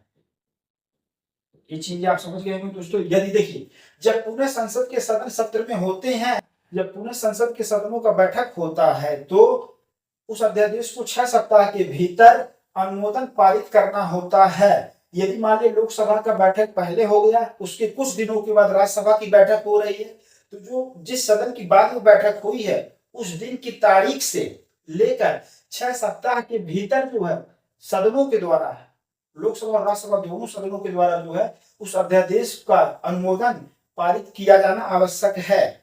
अगर पारित नहीं करेंगे तो 6 सप्ताह के भीतर वह अध्यादेश स्वतः क्या है? समाप्त हो जाता है। 6 सप्ताह के भीतर क्या है? समाप्त हो जाता है। और जब अगर पारित कर देंगे तो अध्यादेश का जो जीवन काल होता है वह हमेशा बना रहता है। ठीक है, और अध्यादेश का जो प्रभाव होता है वह हमेशा रहता है। देखिए, अध्यादेश का प्रभाव तो हमेशा रहता है, लेकिन जो जीवन काल 6 महीने है उस 6 महीने को हमेशा बने रहने के लिए क्या करना पड़ेगा? अनुमोदन आवश्यक है संसद के दोनों सदनों के द्वारा। ठीक है, ये चीजें हैं आपको मालूम होनी चाहिए। और यहाँ पर जो कहा गया है दोस्तों, राष्ट्रपति द्वारा जो अध्यादेश जारी किया जा रहा है जीवन काल 6 महीने है। तो मान लीजिए किसी डेट में अध्यादेश जारी कर दिया गया तो 6 महीने के भीतर क्या है? संसद के सदनों का पुनः बैठक होना आवश्यक है। जब संसद के सदनों का अगर पुनः बैठक नहीं होगा 6 महीने के भीतर तो वह अध्यादेश स्वतः समाप्त हो जाएगा है? लेकिन अगर उस 6 महीने के भीतर सदन का, लोकसभा राज्यसभा का बैठक हो जाता है और उस बैठक के 6 सप्ताह के भीतर क्या है? उसका अनुमोदन, उस अध्यादेश का अनुमोदन पारित कर दिया जाएगा तो उस अध्यादेश का जो जीवन काल है वह हमेशा बना रहता है, वह अध्यादेश जो होता है अमर हो जाता है। इस तरीके का आपको चीजें मालूम होनी चाहिए। और एक विषय पे जो है अधिकतम 3 बार यह अध्यादेश लाया जा सकता है। ठीक है, एक विषय पर कितनी बार अध्यादेश लाया जा सकता है? देखिए, एक विषय पर अधिकतम 3 बार अध्यादेश लाया जा सकता है। एक विषय पर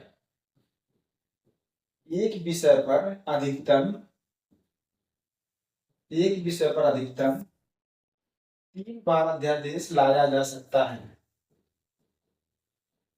3 बार अध्यादेश लाया जा सकता है। ठीक है दोस्तों, एक विषय पर अधिकतम 3 बार जो है अध्यादेश लाया जा सकता है, ये चीज मालूम होनी चाहिए।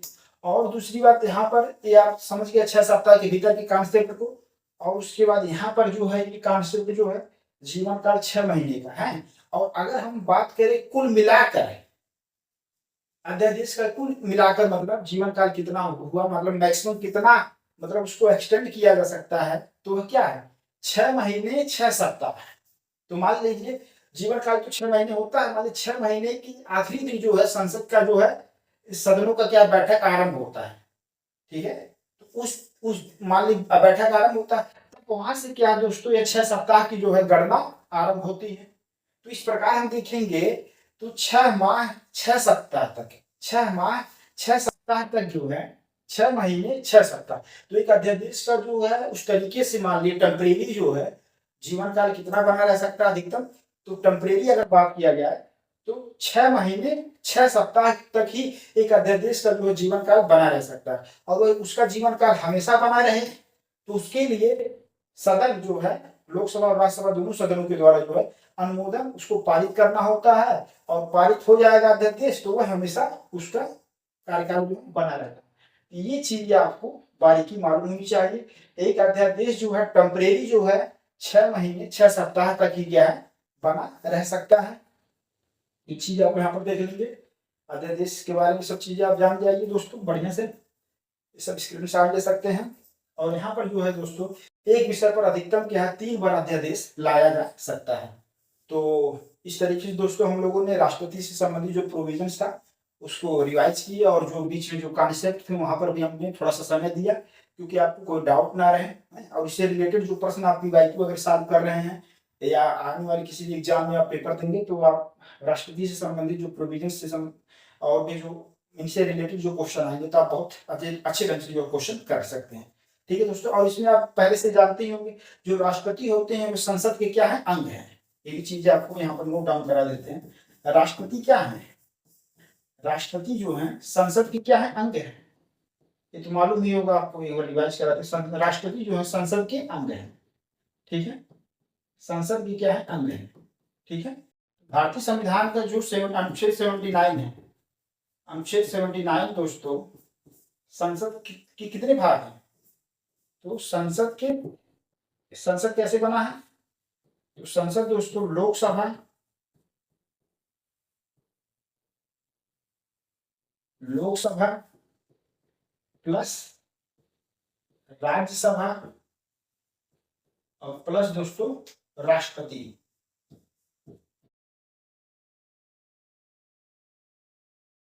ये चीजें आपको मालूम होनी चाहिए दोस्तों।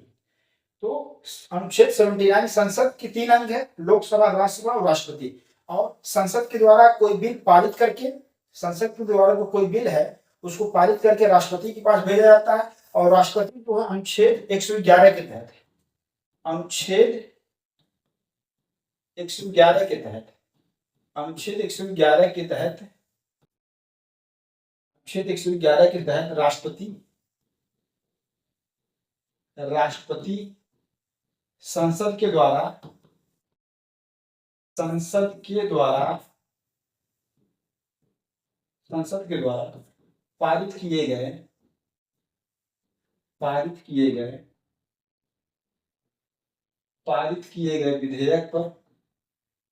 पारित किए गए विधेयक पर अनुच्छेद 111 के तहत राष्ट्रपति संसद के द्वारा पारित किए गए विधेयक पर, अब उस विधेयक पर क्या अनुमति दे सकते हैं, अनुमति दे सकते हैं, अनुमति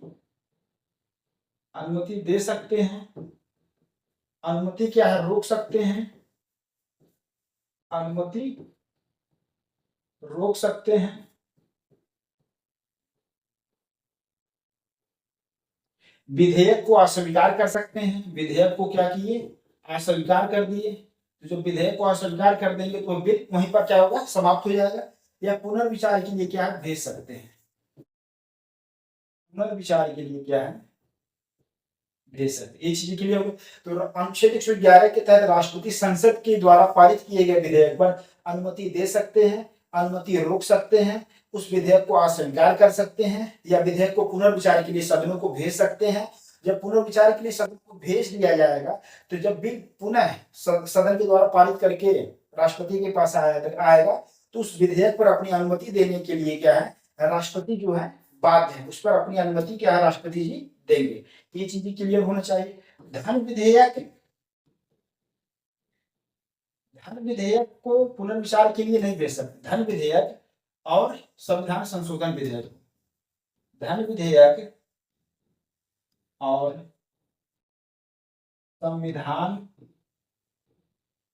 संशोधन विधेयक को, धन विधेयक और संविधान संशोधन विधेयक को पुनर्विचार के लिए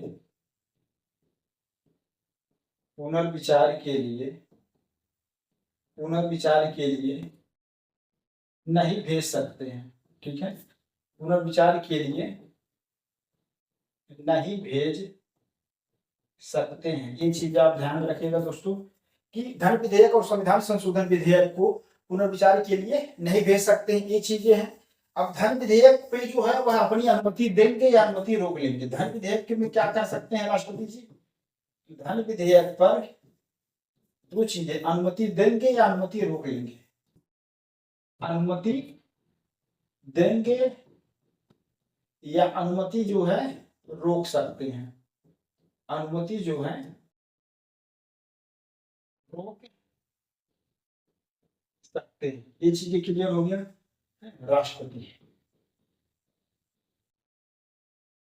राष्ट्रपति जो है अनुमति देंगे या अनुमति रोक सकते हैं। ये चीजें हो गया। और संविधान जो संशोधन विधेयक है दोस्तों, संविधान संशोधन विधेयक पर अपनी अनुमति, संविधान संशोधन विधेयक पर, संविधान संशोधन विधेयक पर, संविधान संशोधन विधेयक पर राष्ट्रपति अपनी अनुमति देने के लिए बाध्य है। राष्ट्रपति अपनी स्वीकृति, स्वीकृति या अनुमति जो भी आप कहिए, स्वीकृति अनुमति देने के लिए क्या है, बाध्य है। अनुमति देने के लिए, अनुमति देने के लिए क्या है दोस्तों, बाध्य है। ये चीजें मालूम होनी चाहिए। जब संसद के द्वारा संविधान संशोधन विधेयक पारित करके भेजा जाएगा तो राष्ट्रपति उस संविधान संशोधन विधेयक को अपनी स्वीकृति अनुमति देने के लिए क्या है, बाध्य होंगे। ये पॉइंट आप नोट डाउन कर लीजिए। और उसके बाद धन विधेयक पर राष्ट्रपति अपनी अनुमति देंगे या अनुमति रोक सकते हैं। केवल दो ऑप्शन है राष्ट्रपति के पास। ये चीजें क्लियर हो गया। फिर उसके बाद धन विधेयक और संविधान संशोधन विधेयक को क्या पुनर्विचार के लिए नहीं भेज सकते हैं। धन विधेयक पर आप अपनी अनुमति, धन विधेयक पर राष्ट्रपति अपनी अनुमति देंगे या अनुमति रोक लेंगे। संविधान संशोधन विधेयक पर अपनी अनुमति देने के लिए राष्ट्रपति बाध्य है। ये चीज एकदम क्लियर होनी चाहिए। और अनुच्छेद 111 के तहत जो है राष्ट्रपति जो है संसद के द्वारा पारित किए गए कोई बिल पे जो है अनुमति देते हैं, अनुमति रोक सकते हैं, अस्वीकार कर सकते हैं और पुनर्विचार कर सकते हैं।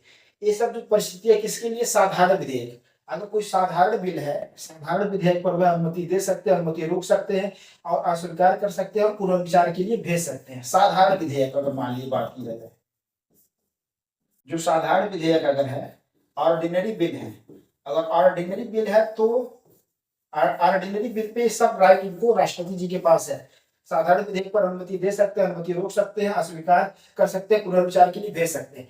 लेकिन दोस्तों यहाँ पर अगर धन विधेयक और संविधान संशोधन विधेयक के बारे में कुछ प्रतिबंध लगाए गए हैं तो वे चीजें धन विधेयक, संविधान संशोधन विधेयक को राष्ट्रपति पुनर्विचार के लिए भेज नहीं सकते। धन विधेयक, संविधान संशोधन विधेयक को राष्ट्रपति जो है पुनर्विचार के लिए, यहाँ लिख लीजिए राष्ट्रपति, राष्ट्रपति पुनर्विचार के लिए भेज नहीं सकते हैं। ये चीजें हैं। फिर यहाँ पर धन विधेयक पर राष्ट्रपति अनुमति देंगे, अनुमति रोक सकते हैं, ये चीजें हैं। और यहाँ पर दोस्तों संविधान संशोधन विधेयक पर राष्ट्रपति अपनी स्वीकृति, अनुमति जो है देने के लिए बाध्य है। इसलिए क्योंकि दोस्तों संसद के 3 अंग है, लोकसभा और राज्यसभा और राष्ट्रपति। तो संसद के जो दोनों सदन है, लोकसभा और राज्यसभा द्वारा बिल को पारित करके राष्ट्रपति के पास भेजा जाता है। राष्ट्रपति जब उस पर अपनी स्वीकृति दे देते हैं तो उस बिल से संबंधित जो कानून होता है वह बन जाता है और वह पूरे भारत में क्या है, लागू हो जाता है। ये चीजें क्लियर हो गया दोस्तों। और देखेंगे यहाँ पर आप देखेंगे दोस्तों कि जो है प्रधानमंत्री का अपॉइंटमेंट किसके द्वारा किया जाता है। जो प्रधानमंत्री होते हैं उनका अपॉइंटमेंट किसके द्वारा किया जाता है, राष्ट्रपति जी के द्वारा किया जाता है। तो अभी देखेंगे। और उसके बाद एक तो मंत्रिपरिषद होता है। प्रधानमंत्री को अध्यक्षता में क्या गठित एक मंत्रिपरिषद होता है जो राष्ट्रपति को सहायता और सलाह देता है। तो अगर हम बात करें अनुच्छेद 74 की दोस्तों, एक विशेष पॉइंट है जो आपको यहाँ पर हम रिवाइज करा दे रहे हैं। अनुच्छेद 74 में क्या है दोस्तों, तो राष्ट्रपति को सहायता और सलाह देने के लिए एक मंत्रिपरिषद होगा। राष्ट्रपति को सहायता और सलाह देने के लिए, राष्ट्रपति को सहायता, राष्ट्रपति को सहायता एवं सलाह देने के लिए, राष्ट्रपति को सहायता एवं सलाह देने के लिए एक मंत्रिपरिषद होगा। एक क्या होगा दोस्तों, मंत्री परिषद, एक मंत्रिपरिषद होगा। ठीक। और उस मंत्रिपरिषद का प्रधान प्रधानमंत्री होता है। उस मंत्रिपरिषद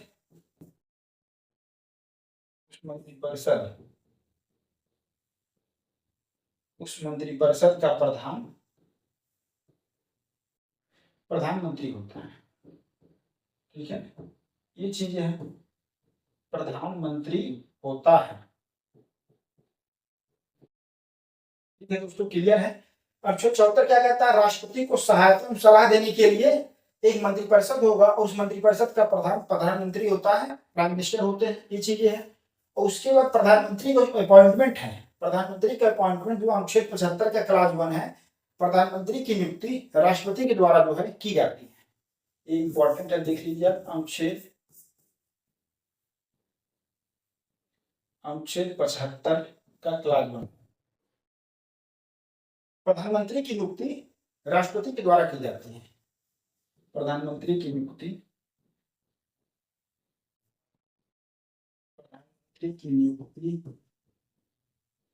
प्रधानमंत्री की नियुक्ति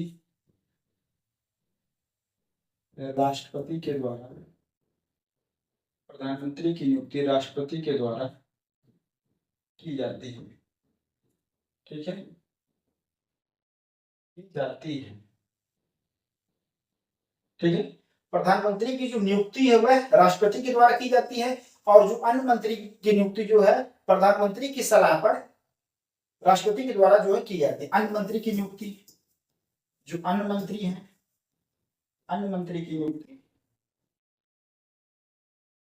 अन्य मंत्री की नियुक्ति प्रधानमंत्री की सलाह पर, प्रधानमंत्री के सलाह पर, प्रधानमंत्री के सलाह पर राष्ट्रपति द्वारा किया जाता है। राष्ट्रपति द्वारा किया जाता है। राष्ट्रपति द्वारा क्या है दोस्तों, किया जाता। ठीक है दोस्तों, इस चीज क्लियर हो गया। अनुच्छेद 75 के क्लास 1 प्रधानमंत्री की नियुक्ति राष्ट्रपति के द्वारा की जाती है, और अन्य मंत्री की जो नियुक्ति है प्रधानमंत्री के सलाह पर राष्ट्रपति द्वारा जो है किया जाता है। ये चीज आप नोट डाउन कर लीजिए, स्क्रीनशॉट ले सकते हैं दोस्तों। उसके बाद देखेंगे दोस्तों यहाँ पर जो संसद के जो सत्र को बुलाना, सत्र अवसान करना, और ये जो प्रावधान है जो राष्ट्रपति द्वारा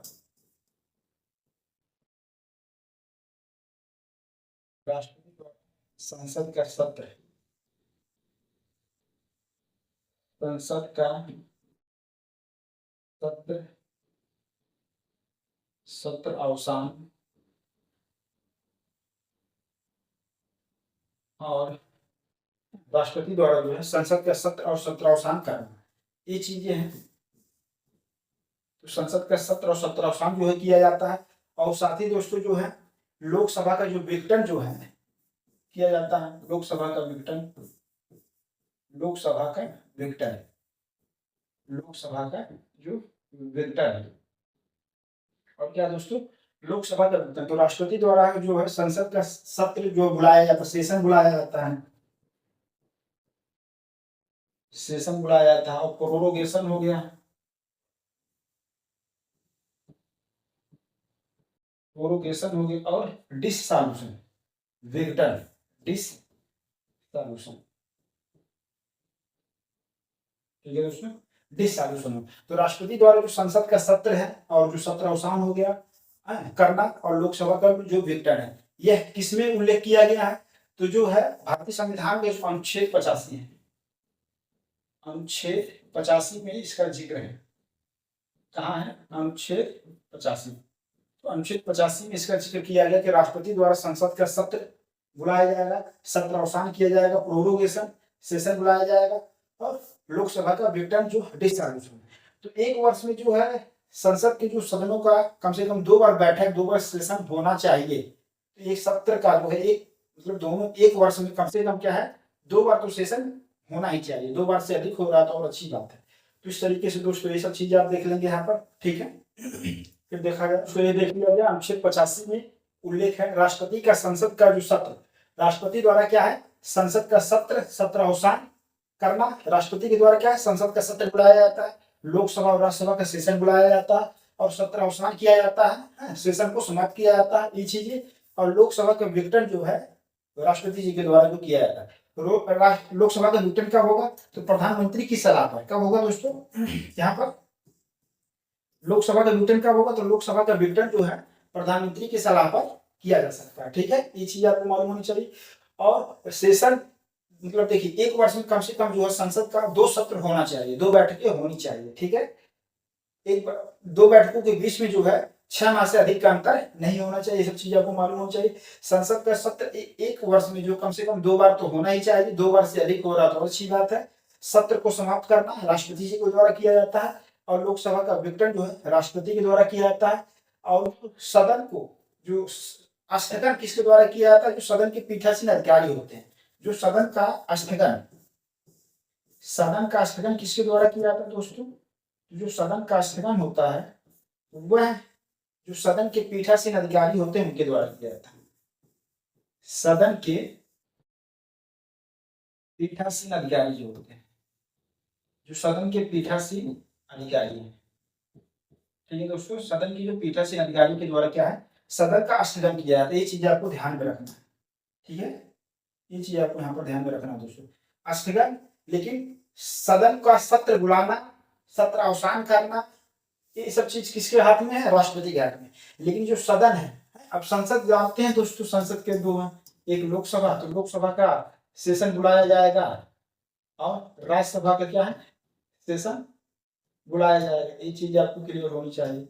राज्यसभा का क्या है दोस्तों, सेशन बुलाया जाएगा। लोकसभा और राज्यसभा का क्या है, सेशन बुलाया जाएगा, सत्र अवसान किया जाएगा, और लोकसभा का विघटन जो है राष्ट्रपति जी के द्वारा जो है किया जाएगा, ठीक है। और सदन का जो स्थगन है, चाहे वो लोकसभा है या राज्यसभा, सदन के पीठासीन अधिकारी के द्वारा किया जाएगा। जो लोकसभा का स्थगन जो लोकसभा अध्यक्ष हैं, जो लोकसभा उपाध्यक्ष के द्वारा किया जाता है, जो उस समय पीठासीन अधिकारी की भूमिका में रहते हैं, उनके द्वारा किया जाता है।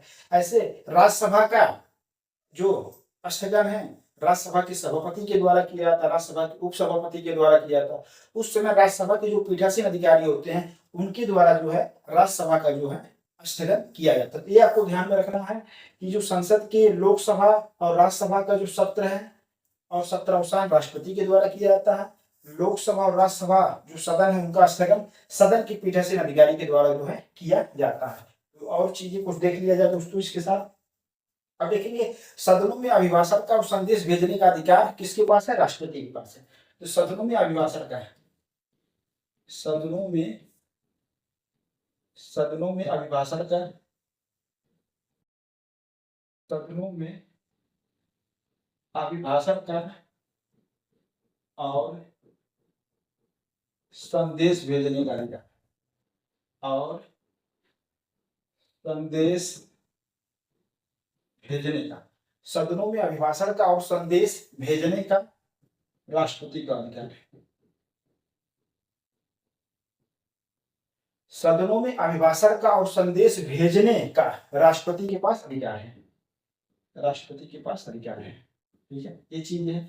इसका उल्लेख कहां पर किया गया है, तो इसका उल्लेख दोस्तों भारतीय संविधान के अनुच्छेद 86 में किया गया है। कहाँ किया गया है, अनुच्छेद 86 में। ये चीज आपको मालूम होना चाहिए। सदनों में अभिभाषण का और संदेश भेजने का राष्ट्रपति के पास जो अधिकार है, ये चीजें। और एक अनुच्छेद और है आपको इम्पोर्टेंट, वो देख लेते हैं, अनुच्छेद जो 87 है, अनुच्छेद 87। अनुच्छेद 87 क्या है दोस्तों, राष्ट्रपति का विशेष अभिभाषण है। ये आपको बहुत इंपॉर्टेंट है। इंपॉर्टेंट तो सब है जो चीजें आप इस सेशन में आपको बताए हैं, इसलिए यहाँ पर राष्ट्रपति से संबंधित प्रेसिडेंट से रिलेटेड जो भी आर्टिकल इंपॉर्टेंट है और जो अन्य बातें उसको भी हम इस सेशन में बता दे रहे हैं आपको। तो राष्ट्रपति का विशेष अभिभाषण है, राष्ट्रपति का जो है विशेष अभिभाषण है।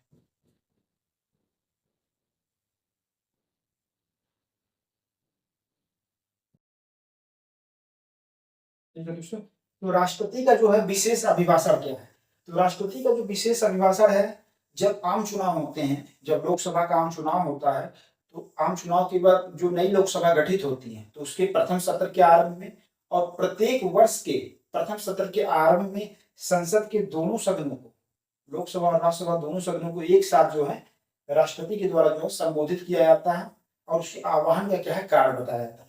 यही है राष्ट्रपति के विशेष अभिभाषण की दो परिस्थितियां हैं।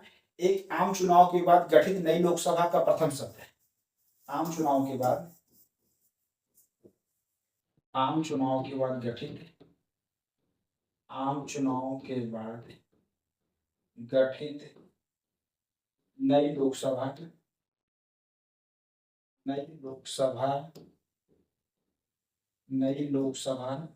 के प्रथम सत्र के आरंभ में, प्रथम सत्र के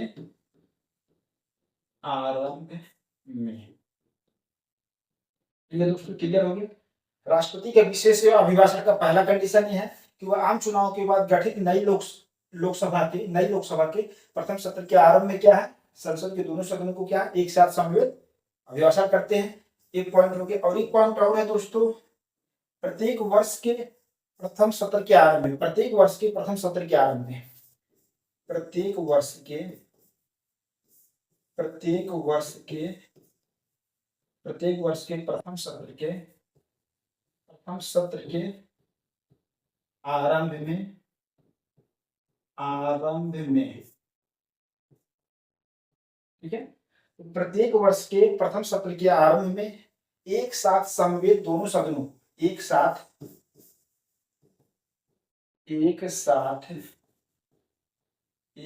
समवेत दोनों सदनों में, एक साथ समवेत दोनों सदनों को, एक साथ समवेत दोनों सदनों पर अभिभाषण करेंगे, अभिभाषण करेंगे। और जो आवाहन का कारण बताएंगे, किस लिए आहूत किया गया उसका क्या कारण बताते हैं, आवाहन का जो है कारण बताते हैं। ठीक है दोस्तों। तो राष्ट्रपति का विशेष अभिभाषण का उल्लेख भारतीय संविधान के अनुच्छेद 87 में किया गया है। इसमें जो है दो परिस्थितियां हैं, आम चुनाव के बाद गठित नई लोकसभा के प्रथम सत्र के आरंभ में एक साथ समवेत संसद के दोनों सदनों को द्वारा राष्ट्रपति के द्वारा क्या अभिभाषण किया जाता है, आवाहन का कारण बताया जाता है। और फिर दूसरी परिस्थितियां हैं, प्रत्येक वर्ष के प्रथम सत्र के आरंभ में एक साथ समवेत जो है दोनों सदनों को, संसद के जो दोनों सदन है, एक साथ जो समवेत संसद के जो है दोस्तों दोनों सदन है, एक साथ समवेत संसद के दोनों सदनों को क्या है अभिभाषण करेंगे और आवाहन का कारण बताएंगे। तो इस तरीके से दोस्तों आप अनुच्छेद 87 देख लिए। और यहाँ पर अनुच्छेद 86 में क्या है, सदनों में अभिभाषण का और संदेश भेजने का राष्ट्रपति के पास अधिकार है। तो ये दोनों में क्या डिफरेंसेज है, ये चीज आप समझ लीजिए। ठीक है, अनुच्छेद 86 क्या सदनों में अभिभाषण का और संदेश भेजने का राष्ट्रपति के पास अधिकार, इस चीज का उल्लेख किया जाता है। और यहाँ पर जो है दोस्तों अनुच्छेद 87 में क्या है, राष्ट्रपति का विशेष अभिभाषण है। यहाँ पर दो परिस्थितियां हैं, आम चुनाव के बाद गठित नई लोकसभा के प्रथम सत्र के आरंभ में, और दूसरी परिस्थिति क्या है, प्रत्येक वर्ष के प्रथम सत्र के आरंभ में एक साथ समवेत संसद के दोनों सदनों का क्या अभिभाषण करेंगे और आवाहन उसके मतलब आहूत का क्या है कारण भी क्या है बताते हैं। ये चीजें क्लियर हो गया। यहाँ से चीजें आप देख लेंगे दोस्तों। और यहाँ पर ये अनुच्छेद 85 आप देख लीजिए, संसद का सत्रावसान राष्ट्रपति जी के द्वारा किया जाता है, लोकसभा का विघटन राष्ट्रपति के द्वारा किया जाता है, सदन का जो स्थगन है, लोकसभा और राज्यसभा का जो स्थगन है सदन के जो पीठासीन अधिकारी होते हैं उनके द्वारा किया जाता है। और यहाँ पर अनुच्छेद 75 के तहत प्रधानमंत्री की नियुक्ति राष्ट्रपति के द्वारा की जाती है, अन्य मंत्री की नियुक्ति प्रधानमंत्री के सलाह पर राष्ट्रपति के द्वारा जो है किया जाता है। ये सब चीजें हैं। और यहाँ पर हम लोगों ने बात की अनुच्छेद 74 में राष्ट्रपति को सहायता और सलाह देने के लिए क्या एक मंत्री परिषद होगा, और उस मंत्री परिषद का क्या होता है, प्रधानमंत्री होता है। और इस प्रकार हम लोगों ने यहाँ संविधान संशोधन विधेयक ये सब चीजें यहाँ पर देख लिया गया है। ये सब आप चीजें यहाँ पर एक पॉइंट यहाँ पर आपको जो हम समाधान बता रहे थे वो एक पॉइंट और यहाँ पर बताना चाहेंगे आपको। ये सब चीजें आप यहाँ पर देख लीजिए, ये सब चीजें आप देख लीजिएगा दोस्तों। अध्यादेश के बारे में आपको बताए हम यहाँ पर। यहाँ पर जब हम ये जो बात कर रहे थे राष्ट्रपति की जो क्षमादान की शक्ति के बारे में बात कर रहे हैं, तो यहाँ पर एक पॉइंट रह गया था। देखिए, तो जो सैन्य न्यायालय के द्वारा जो दिया गया दंड है, क्या है दोस्तों, सैन्य न्यायालय के द्वारा जो दिए गए दंड को माफ करने का अधिकार किसके पास है, किसके पास है, राष्ट्रपति के पास है। तो एक चीज यहाँ पर नोट डाउन कर लीजिए, उस चीज के लिए ध्यान में आ गया हमको। जो सैन्य न्यायालय है, क्या है दोस्तों, सैन्य न्यायालय है। तो सैन्य न्यायालय के द्वारा जो दंड दिया गया, सैन्य न्यायालय के द्वारा दिए गए दंड को माफ करने का अधिकार है राष्ट्रपति को। सैन्य न्यायालय के द्वारा दिए गए दंड को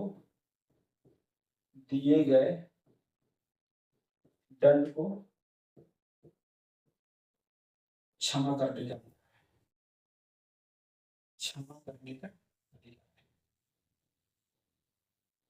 ये चीज आपको क्षमा करने का क्या अधिकार है। जो सैन्य न्यायालय है उसके द्वारा जो अगर कोई किसी मतलब सेना के किसी अधिकारी को अगर दंडित किया गया है तो क्या है, राष्ट्रपति जी के द्वारा क्या उसको क्षमा कर दिया जा सकता है, लघुकरण किया जा सकता है, परिहार किया जा सकता है। मतलब जो 5 प्रकार के राहत प्रदान किया जाता है वो है। तो सैन्य न्यायालय के द्वारा दिए गए दंड को क्षमा करने का अधिकार है। और राष्ट्रपति के पास क्या है, किसी व्यक्ति को अगर मृत्यु दंड मिला है तो उस मृत्यु दंड को क्या है, क्षमा दान कर सकते हैं। तो ये चीजें आपको यहाँ पर हम बता ही थे आपको। देखिए क्षमादान होता है दंड से मुक्त हो जाना। तो कोई किसी भी प्रकार का दंड अगर किसी व्यक्ति को दिया गया है तो राष्ट्रपति जी के द्वारा क्या उसको क्षमादान दिया जा सकता है। जो क्षमादान दिया जाएगा तो जो भी दंड मिला है पूर्णतः क्या होगा, माफ हो जाता है। अगर मृत्यु दंड भी मिला है तभी वह मृत्यु दंड से क्या है, बच जाता है, अगर राष्ट्रपति के द्वारा जो है क्षमादान दे दिया गया है। तो ये सब चीजें आप यहाँ पर देख लेंगे दोस्तों। तो इस चीज को यहाँ पर इसलिए हम आपको यहाँ पर एक पॉइंट रह गया था इसलिए आपको यहाँ पर बताए हम आपको चीजें। तो यहाँ से चीजें आप सब रिवाइज कर लेंगे अच्छे से।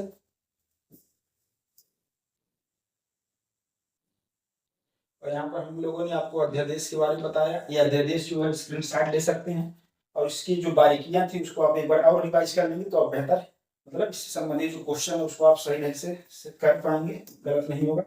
ये सब चीजों को आप देख लीजिएगा।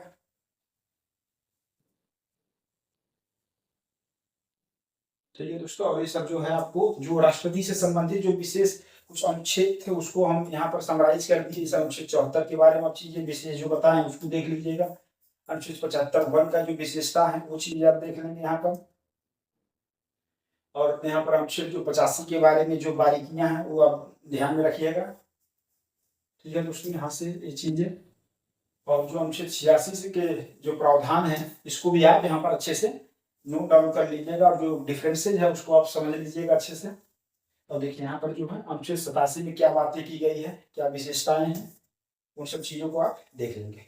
तो ठीक है दोस्तों, राष्ट्रपति से संबंधित जो महत्वपूर्ण जो भी पॉइंट थे उसको हम आज इस सेशन में बताने की कोशिश किए हैं।